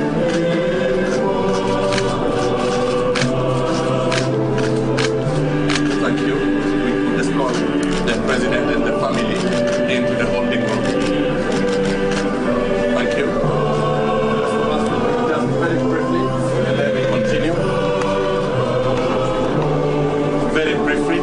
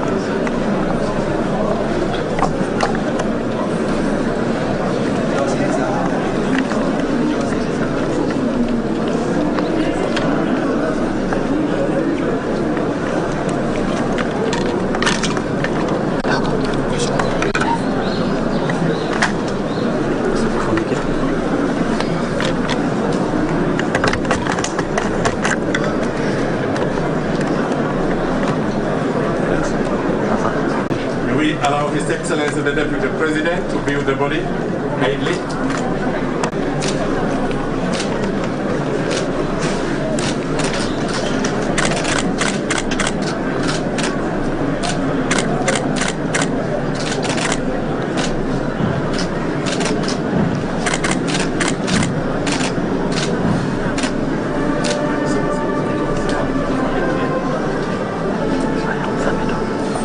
After the national anthem, the service commanders.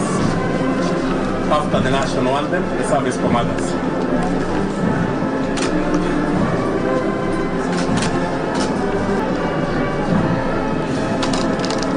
Thank you, service commanders. Thank you. Okay.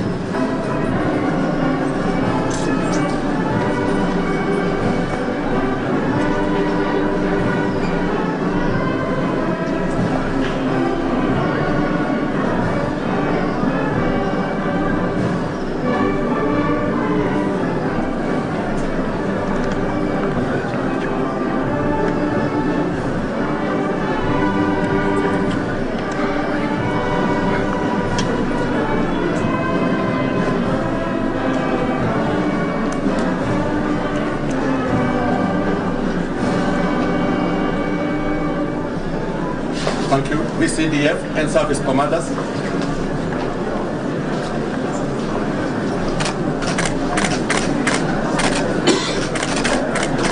After that, the honorable speakers of the National Assembly and Senate.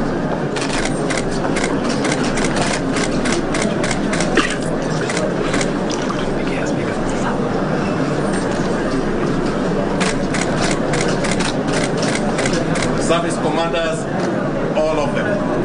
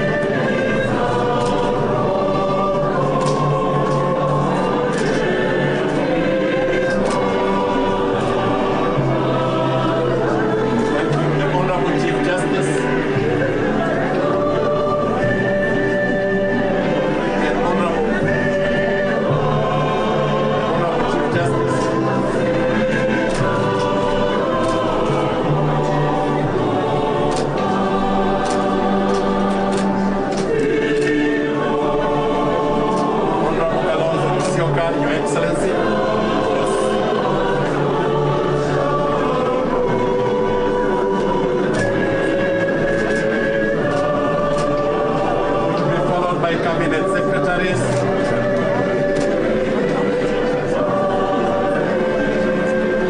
Cabinet secretaries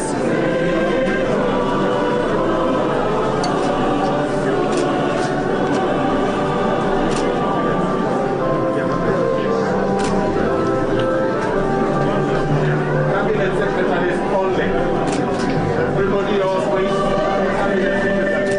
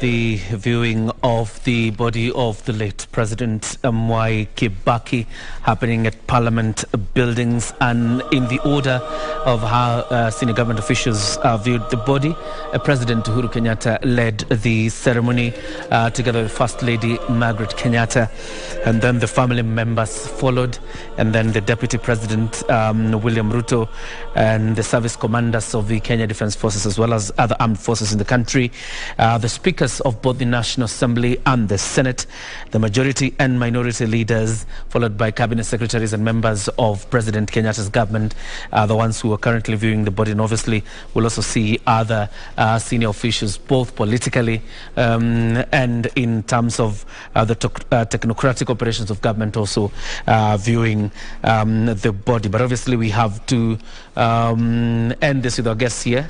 In terms of age, they are old men, so you don't want to keep them very much in studio. But quite an interesting pointer PC Kaguthi saying, and of course I'll throw it back to Victor Law in a bit. But what I noticed there is that there's people who have led in, this process of viewing the body. Well, actually, President Kibaki's ministers. You're looking at Uhuru Kenyatta, the Minister for Finance and Deputy Prime Minister. William Ruto's Minister for Agriculture. The minority and majority leaders were Amos Kimunya, Minister for Finance and Lands at some point. Samuel Pugisiu for Information. You have James Orengo, the Minister for Lands. Actually, even Speaker Lusaka was his PS for Livestock. It's quite interesting how leadership in the country operates. It's successive. Government is teamwork. And offices keep changing. Lusaka was my DC in Muranga. And so forth. So I'm not surprised. If all goes well, we continue in that kind of process. Now, but there's a very big lesson for the younger people. We normally advise the young people this, not because of the Nakada and the campaign against drug abuse. We advise them this, that remember, there are three things in life that matter. One is your health. Take care of your health, because that's the only one which you'll enjoy when you're in this world. Don't drink, don't spoil your health, don't do this and this. Number two, take care of your name and create a legacy, some space of yours.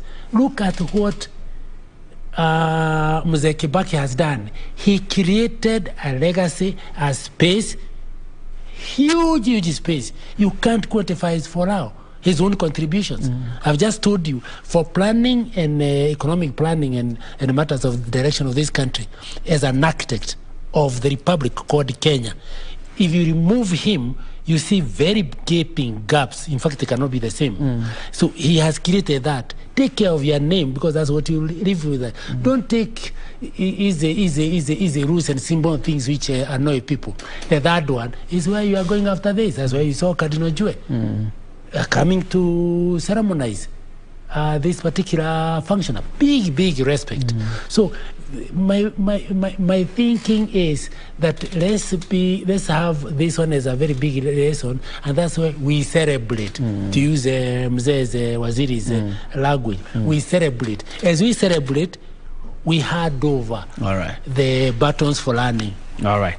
So stand by so that we, get the last remarks from Minister Munyao. So we release both of you. Victor Olo, I think you can engage Minister Munyao. So we release them. I'm telling you, one day you will also get old. Exactly. Ujana Nimoshi, and we have just to do a bit at this particular point. And I like what the PC has said, that three things that you need to take care of: your health, name, legacy, space. The third one, PC, you didn't mention. The third one? It was the legacy. The legacy. Okay. Where you will go after this. Okay. So your final remarks, Bona Minister. We, off the cuff, we talked about something, that it must be a very tough moment for President Uhuru Kenyatta at this particular point. Let's go down history lane. President Uhuru Kenyatta was there when Mzee Kenyatta was buried. His father. President Kenyatta was there when the predecessor Mwai was there. And now President Kenyatta is there when now the third president, Mwai Kibaki, is there. He's gone through the process. Must be difficult being President Uhuru Kenyatta at this point. Very true. You could even see the emotions when President Uhuru Kenyatta stood up there to look at Kibaki. You imagine that he must be creating having all these imaginations. It's a great, it's a terrible thing. It really moves you. But the most important thing, and what we appreciate, is what the government now has done. To take up this issue so seriously, and the planners and everything, to plan an occasion of this kind is not a very easy thing. And for it to be done so nationally, and you see leaders coming into this faction, not even think about their past, but thinking about the concern of a gentleman called Mwai Kibaki, because of the route he made, the peace he created for this country, the stabilization of the economy to this country.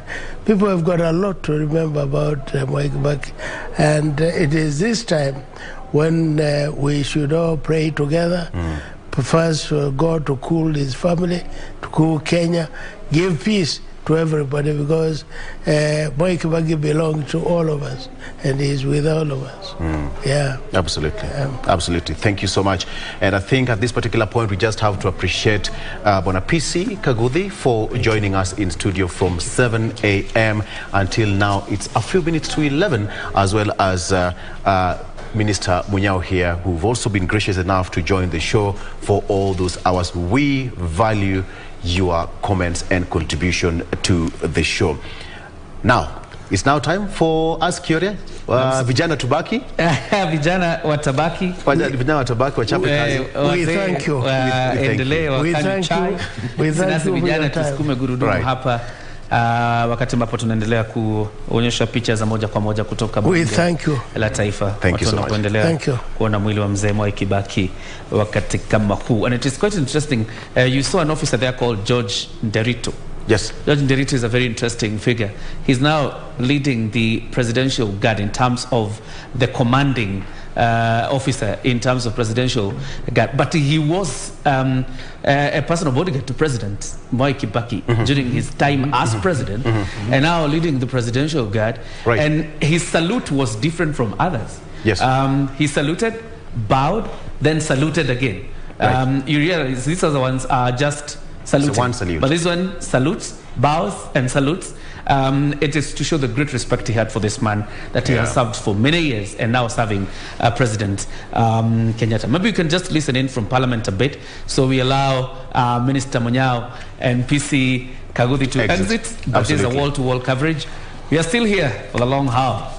Wish you well. All right. We wish you good luck. Thank you so much. And thank you for welcoming us in this memorial moment. Asante sana. Thank you. Thank you so much. Remember you. Right. And particularly you, I served with your father in Parliament. Oh. Yeah, I did. You just burst my bubble. And I knew it very well. I knew it very well. I didn't know that you are the son of a great friend of mine.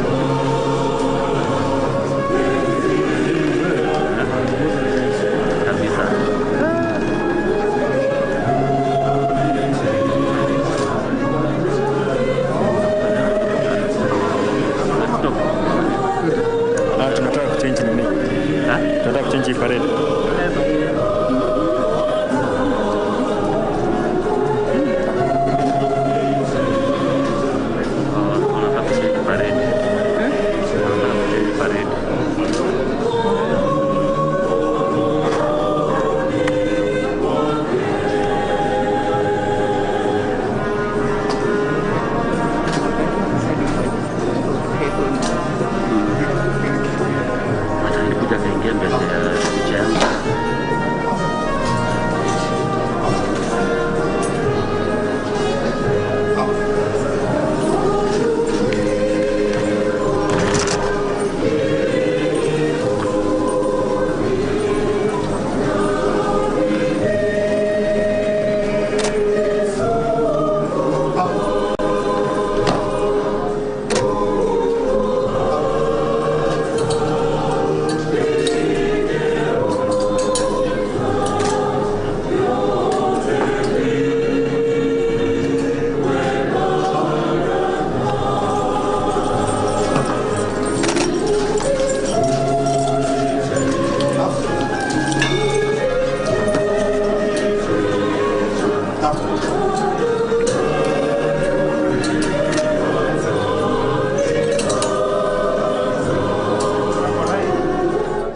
Still covering the body viewing of President Mwai Kibaki, the third president of the Republic of Kenya. Already President Uhuru Kenyatta and members of his cabinet have performed that rite, as well as the family of former President Mwai Kibaki, led by his 3 sons and daughter. And right about now, before we come back to studio, I want to take you straight to Isaac Lemoka, who is at the precincts of Parliament. And I understand he's on standby with a few guests, including a former PS in the ministry, in one of the ministries by President Kibaki, but now serving as the governor for West Pokot. That's John Lonyangapuo. Lemoka. Na Professor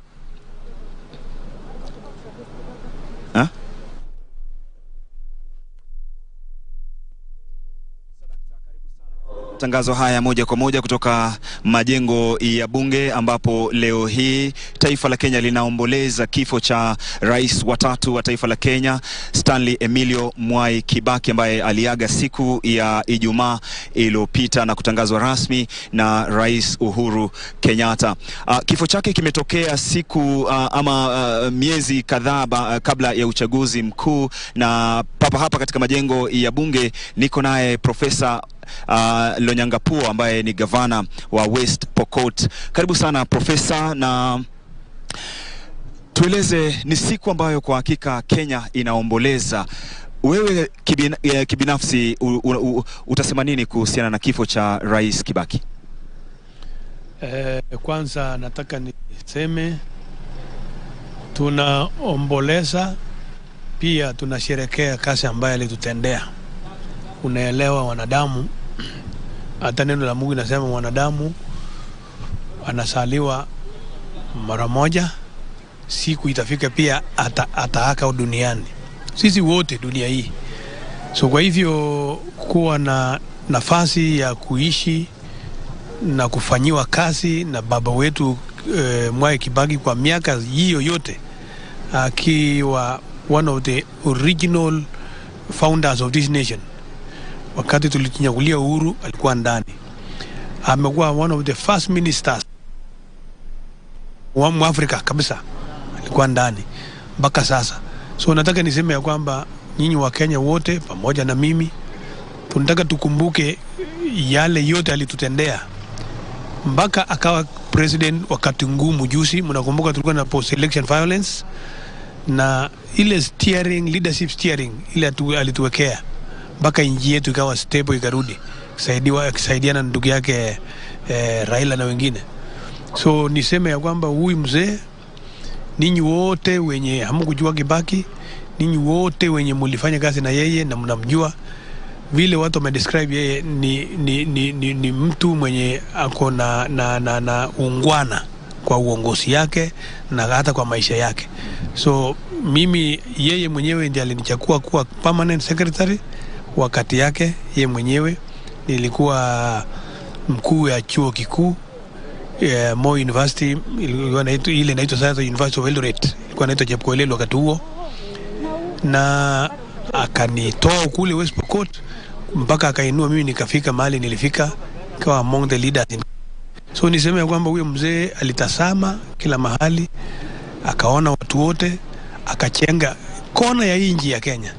If you remember, hata wakati storm ilikuwa kubwa sana, ile security watu walikuwa wanataka sana ni kusikia sauti ya Kibaki atasema nini. Mtangoje siku ya kwanza hakuna, siku ya pili hakuna, mpaka hiyo shida itakapotulia, nyinyi ile mori na hasira na zote zimeisha, anawaambia na tuendelee na kazi. Hiyo ndio sauti ambayo tulisoea sana. Nataka niwaambie wa Kenya, poleni, lakini tujipe moyo. Alituachia heritage nzuri ya kupendana sisi wa Kenya, na akatulelea viongozi mwenye tuko naye sasa hii, President Uhuru Kenyatta. Na Kenya haitakuwa na shortage ya viongozi kama yeye. So jamii yake na watu ya Othaya, Nyeri, Kenya kwa ujumla, tunasimama na nyinyi tukisema poleni, na hata sisi pia tumejipa moyo. Huko West Pokot alitupea districts, if you can remember those days. Kwanza mali naitwa Theater in East Pokot, mali naitwa Baringo County, mwenyewe alienda akapeana districts akapeana nini. It was very good and I'm very proud of him. Niseme ya kwamba kiongozi wetu amelala, lakini matendo yake ataendelea kuongea kwa sasa na vizazi zijazo.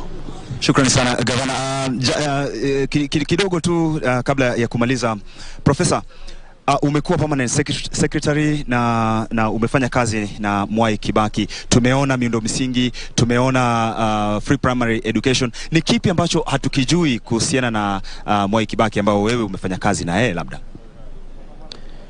Ile pengine mjui, ile yenye niliona kabisa, anakupea nafasi. Kama amekupa kazi ya kufanya kazi, anakupea complete freedom ya kufanya kazi mpaka uonyeshe mazuri yote ile uko nayo kuhusu hiyo kazi. Aliniweka kama PSA industry, PSA public works, bila interference. Akanipa pesa, nikisema lete pesa ya ujenzi hapa akanipa. So kwa hivyo kiongozi mwenye aliona aliwajia watu uwezo ya kuflourish na kubombea mali wako, of course kutumia mali ya nchi ya Kenya ichenge. And that's why I'm very proud. Wakati yangu ndio tulikuja kurefurbish kama PS, tulirefurbish bunge hii. Unaona vile ilifanywa, sababu president anasema ifanywe namna hii, nikawa PS wakati huo. Sasa tukachapa kazi, alafu sasa Parliamentary Service Commission wakaambiwa ndio hiyo pesa muendeleze na ifanywe. Na kitabu Kibaki alikuwa anafuata ile code ya ujenzi ya nchi, iko kwa public works. You cannot build buildings too ovyo bila kufuata hiyo, especially ya government. Yeah. Shukrani sana Professor, na kila laheri na kutakia. Pole sana kwa kumpoteza kiongozi wako. Huyo si mwingine ila ni Professor Lonyangapuo, gavana wa West Pokot, na pia niko naye mwaniaji wa ugavana wa Nairobi Bwana Sakaja ambaye pia yuko hapa na mimi. Karibu sana mheshimiwa. Ujambo? Sijambo, asante sana. Pole sana kwa kumpoteza rais wa Kenya. Nafikiri pia pole kwako na kwa Kenya wote ambao sote tulimpenda rais wetu Mwai Kibaki. Na kumpoteza sio jambo rahisi, na nchi yote inaomboleza wakati huu, na sio nchi tu ya Kenya, pia majirani wetu na mataifa mengi katika bara la Afrika na dunia mzima, kwa sababu alikuwa ni kiongozi wa kimataifa. Wewe binafsi unamkumbukaje Rais Kibaki? Namkumbuka Rais Kibaki kwa undani sana. Rais Kibaki alikuwa mmoja wa my mentors. Mbele nilianza siasa nikiwa kijana sana. Wakati huo nikiwa katika uongozi wa wanafunzi katika chuo kikuu cha Nairobi, ndio nilipata kukutana Rais Kibaki mara ya kwanza. Na nilikuwa nafikiria labda ni kiongozi mkubwa sana ambaye hatakuwa na wakati wa kutusikiza kama vijana, lakini nakumbuka kila mara hata baada ya hiyo mkutano wa kwanza alikuwa ukizungumza naye anatoa notebook, alikuwa anaweka hapa na anaandika ukiwa na point ya maana. Kama huna point utajua hauna point, lakini alikuwa na ana ushawishi mzuri, alikuwa very good in the boardroom. Nakumbuka akijaribu kuturai convince to support kwa election ya 2007, akatuambia, katupa hadithi, katueleza kama umetafuta mpishi unataka kupikie katika muda wa saa moja na ameanza kupika, lakini kwa dakika za kwanza 20 amepata vitunguu vimeoza, nyanya kuna shida, so anakimbia sokoni anunue abadilishe, aje sasa aanze tena. Muda umewadia karibu ufike huo saa moja, lakini chakula kijaiva, lakini unaweza nusia harufu, aroma ya chakula kizuri kinacho unajua unatarajia ije. Utamfukuza mwambie aende ama utaacha amalize? Akasema of course utaacha amalize. Akasema basi nyinyi mnanusia yale ambayo nimefanya, wacheni nimalize. Ndio alikuwa anataka kwa second term. Na vile alivyosema hivyo, wengine tulikuwa tumetoka katika chama cha ODM, tulikuwa tuna support pande nyingine, lakini alitushawishi kabisa na nikaendelea na safari yangu ya uongozi naye. Ndio baadaye nikaweza kukutana na Rais Uhuru Kenyatta ambao tukakuwa marafiki, na hata wakati huo akiwa bado rais na tukiwa tunafanya kazi na Rais na Uhuru Kenyatta ambaye alikuwa treasury, alikuwa bado tunazungumza, alikuwa anatuma mawaziri wake kwangu kwa ushauri. So ni mtu namkumbuka sana, alikuwa na imani kubwa sana kwa vijana, na ni kiongozi ambao itabidi tuige mfano wake ambao aliwacha, ya kuwa kiongozi ambaye hauna ile kutatishana, unajua hana maneno ya kuzua hisia mbaya kwa Kenya. Alikuwa mcheshi sana, wakati mwingi alikuwa anajua kupunguza tension, na hiyo ndio jambo ambalo tunahitaji wakati huu ambapo tunaenda kwa election. tusichochea wananchi, tuweze kuwatuliza. Hata kama unajowania viti ama tunagombea viti tofauti, tuweze kutuliza wananchi. Na Bwana Sakaja, ni mengi sana tumeyashuhudia wakati Rais Kibaki alikuwa uongozini: free primary education, infrastructure na kadhalika. Uchumi ukapanda kwa 7%. Kipi ambacho tunafaa kujifunza na uongozi wa Rais Kibaki? Ambacho kujifunza, alikuwa kweli ame vizuri katika hatamu ya Rais Mwai Kibaki. Hela kutoka nchi za nje au wafadhili 7% peke yake. 93% ya bajeti yetu ilikuwa ni matokeo au utolezi wa Wakenya, ushuru yetu. Kwa hivyo Wakenya waliweza kupata mikopo kwa banks. Wale ambao wanafanya biashara waliweza kupata mikopo kwa banks. Wakati huu nafikiri tumepunguza. Sasa ni ngumu sana kwa Wakenya kupata hizo mikopo, ndio maana unapata watu wanasema kuna pesa mfukoni. Nafikiri ile serikali ambayo tunatarajia ije baada ya kura hii ya mwezi wa August, lazima ifikirie njia ambapo itabadilisha mfumo wa uchumi ama fiscal consolidation, ili tuweze kupatia Wakenya headroom kuweza kupata mikopo ili wakufanya biashara. Otherwise Wakenya wameumia sana. Tunaweza ona miundo msingi, tunaona mabarabara, tunaona stima na mambo mazuri sana, lakini wakati hakuna cash flow kwa wananchi, watasema hawezi kula barabara, watasema hawezi kupeleka watoto wao katika hizo shule ambazo mmezijenga. So lazima kuwe na balance. Nafikiri aliweza kubalance kwa sababu yeye alikuwa mtu wa alikuwa economist, unajua, so alikuwa anaielewa. Na pia kuweza kujua siasa si uadui. Mwai Kibaki aliweza kufanya handshake ya kwanza hapa Harambee House. Aliweza kwenda kumuita Raila Odinga ambaye alikuwa amemshinda, akasema hapana, hatuwezi endelea na mambo ambayo iko, ile vita iko, tuzungumze. So just the ability kuangalia across the divide, kusema nimeenda pande hii, fanya na yule ambaye yuko pande ile nyingine. Na ni jambo ambalo mimi nimeshikilia tangu wakati huo. Hata kabla hii handshake ilifanyika, nakumbuka ndugu yangu Babu Wino akiwa amewekwa jelani, nilienda nikamtoa kule korokoroni. Ndugu yangu mwingine alikuwa anapigwa na watu wa Jubilee, nikamzuia. Nikasema hapana, siasa haiwezi kuwa uadui. Siasa tu ni kuchagua kiongozi. Uwe ni kabila gani, uwe umetoka pande gani ya nchi yetu, lazima tuwe na siasa safi. So hiyo ni jambo ambalo Rais Mwai Kibaki alitufunza na lazima idumu katika taifa letu. Kwa wananchi wa Othaya na wa Kenya kwa jumla, wakati tunaelekea katika uchaguzi mkuu, neno lako? Ningependa kuambia watafute, kwanza nawaambia pole wananchi wa Othaya. Tutajumuika nao tukija kumzika rais wetu. Othaya ni pale nimekuwa mara mingi sana, wakati alikuwa rais na pia baadaye nikiwa mwenyekiti wa chama cha TNA, na ni watu wazuri, wanapenda biashara, wanapenda kufanya kazi yao, ni wakulima wa chai, na ni watu ambao wanapenda mambo ya ukulima. Ningependa kuambia tukielekea kwa uchaguzi, watafute viongozi ambao wanawezaiga mfano wa Rais Mwai Kibaki. Viongozi ambao hawataki kuchochea wananchi, viongozi ambao wanazingatia jambo ambalo ni muhimu zaidi katika taifa letu leo hii, ni mambo ya uchumi, mambo ya gharama ya maisha. Vitu zimepanda bei, ukiona mafuta imetoka 250 imefika 400, unga imeenda 200. Hali ya maisha ni ngumu. So watafute viongozi ambao wanataka kuzingatia mambo ya uchumi, sio wale ambao wanaongea tu mambo ambayo hayaeleweki kule juu. Watu wakubwa, yale watu wadogo, wananchi wa kawaida ndio muhimu. Shukrani sana gavana, na tunakutakia kila laheri katika ndoto zako na Nairobi. Asante sana, shukuru, na tubaki pamoja kama Wakenya. Shukrani sana. Asante sana. Huyo si mwingine ila ni mwaniaji wa ugavana katika kaunti ya Nairobi, Bwana Johnston Arthur Sakaja, mzungumza na mimi, na pia awali nimezungumza na gavana wa West Pokot kutoka katika majengo ya bunge ambapo Rais Mwai hayati Rais Mwai Kibaki atakuwa hapa bungeni kuanzia leo hadi siku ya Jumatano, ambapo Wakenya na raia watapata fursa ya kuweza kumpatia heshima zake za mwisho. Tuko hapa tumekita kambi, tutakuwa kujia na kukupatia picha kamili ya yale yote ambayo yanafanyika hapa. Rais Uhuru Kenyatta tayari ameshawasili hapa.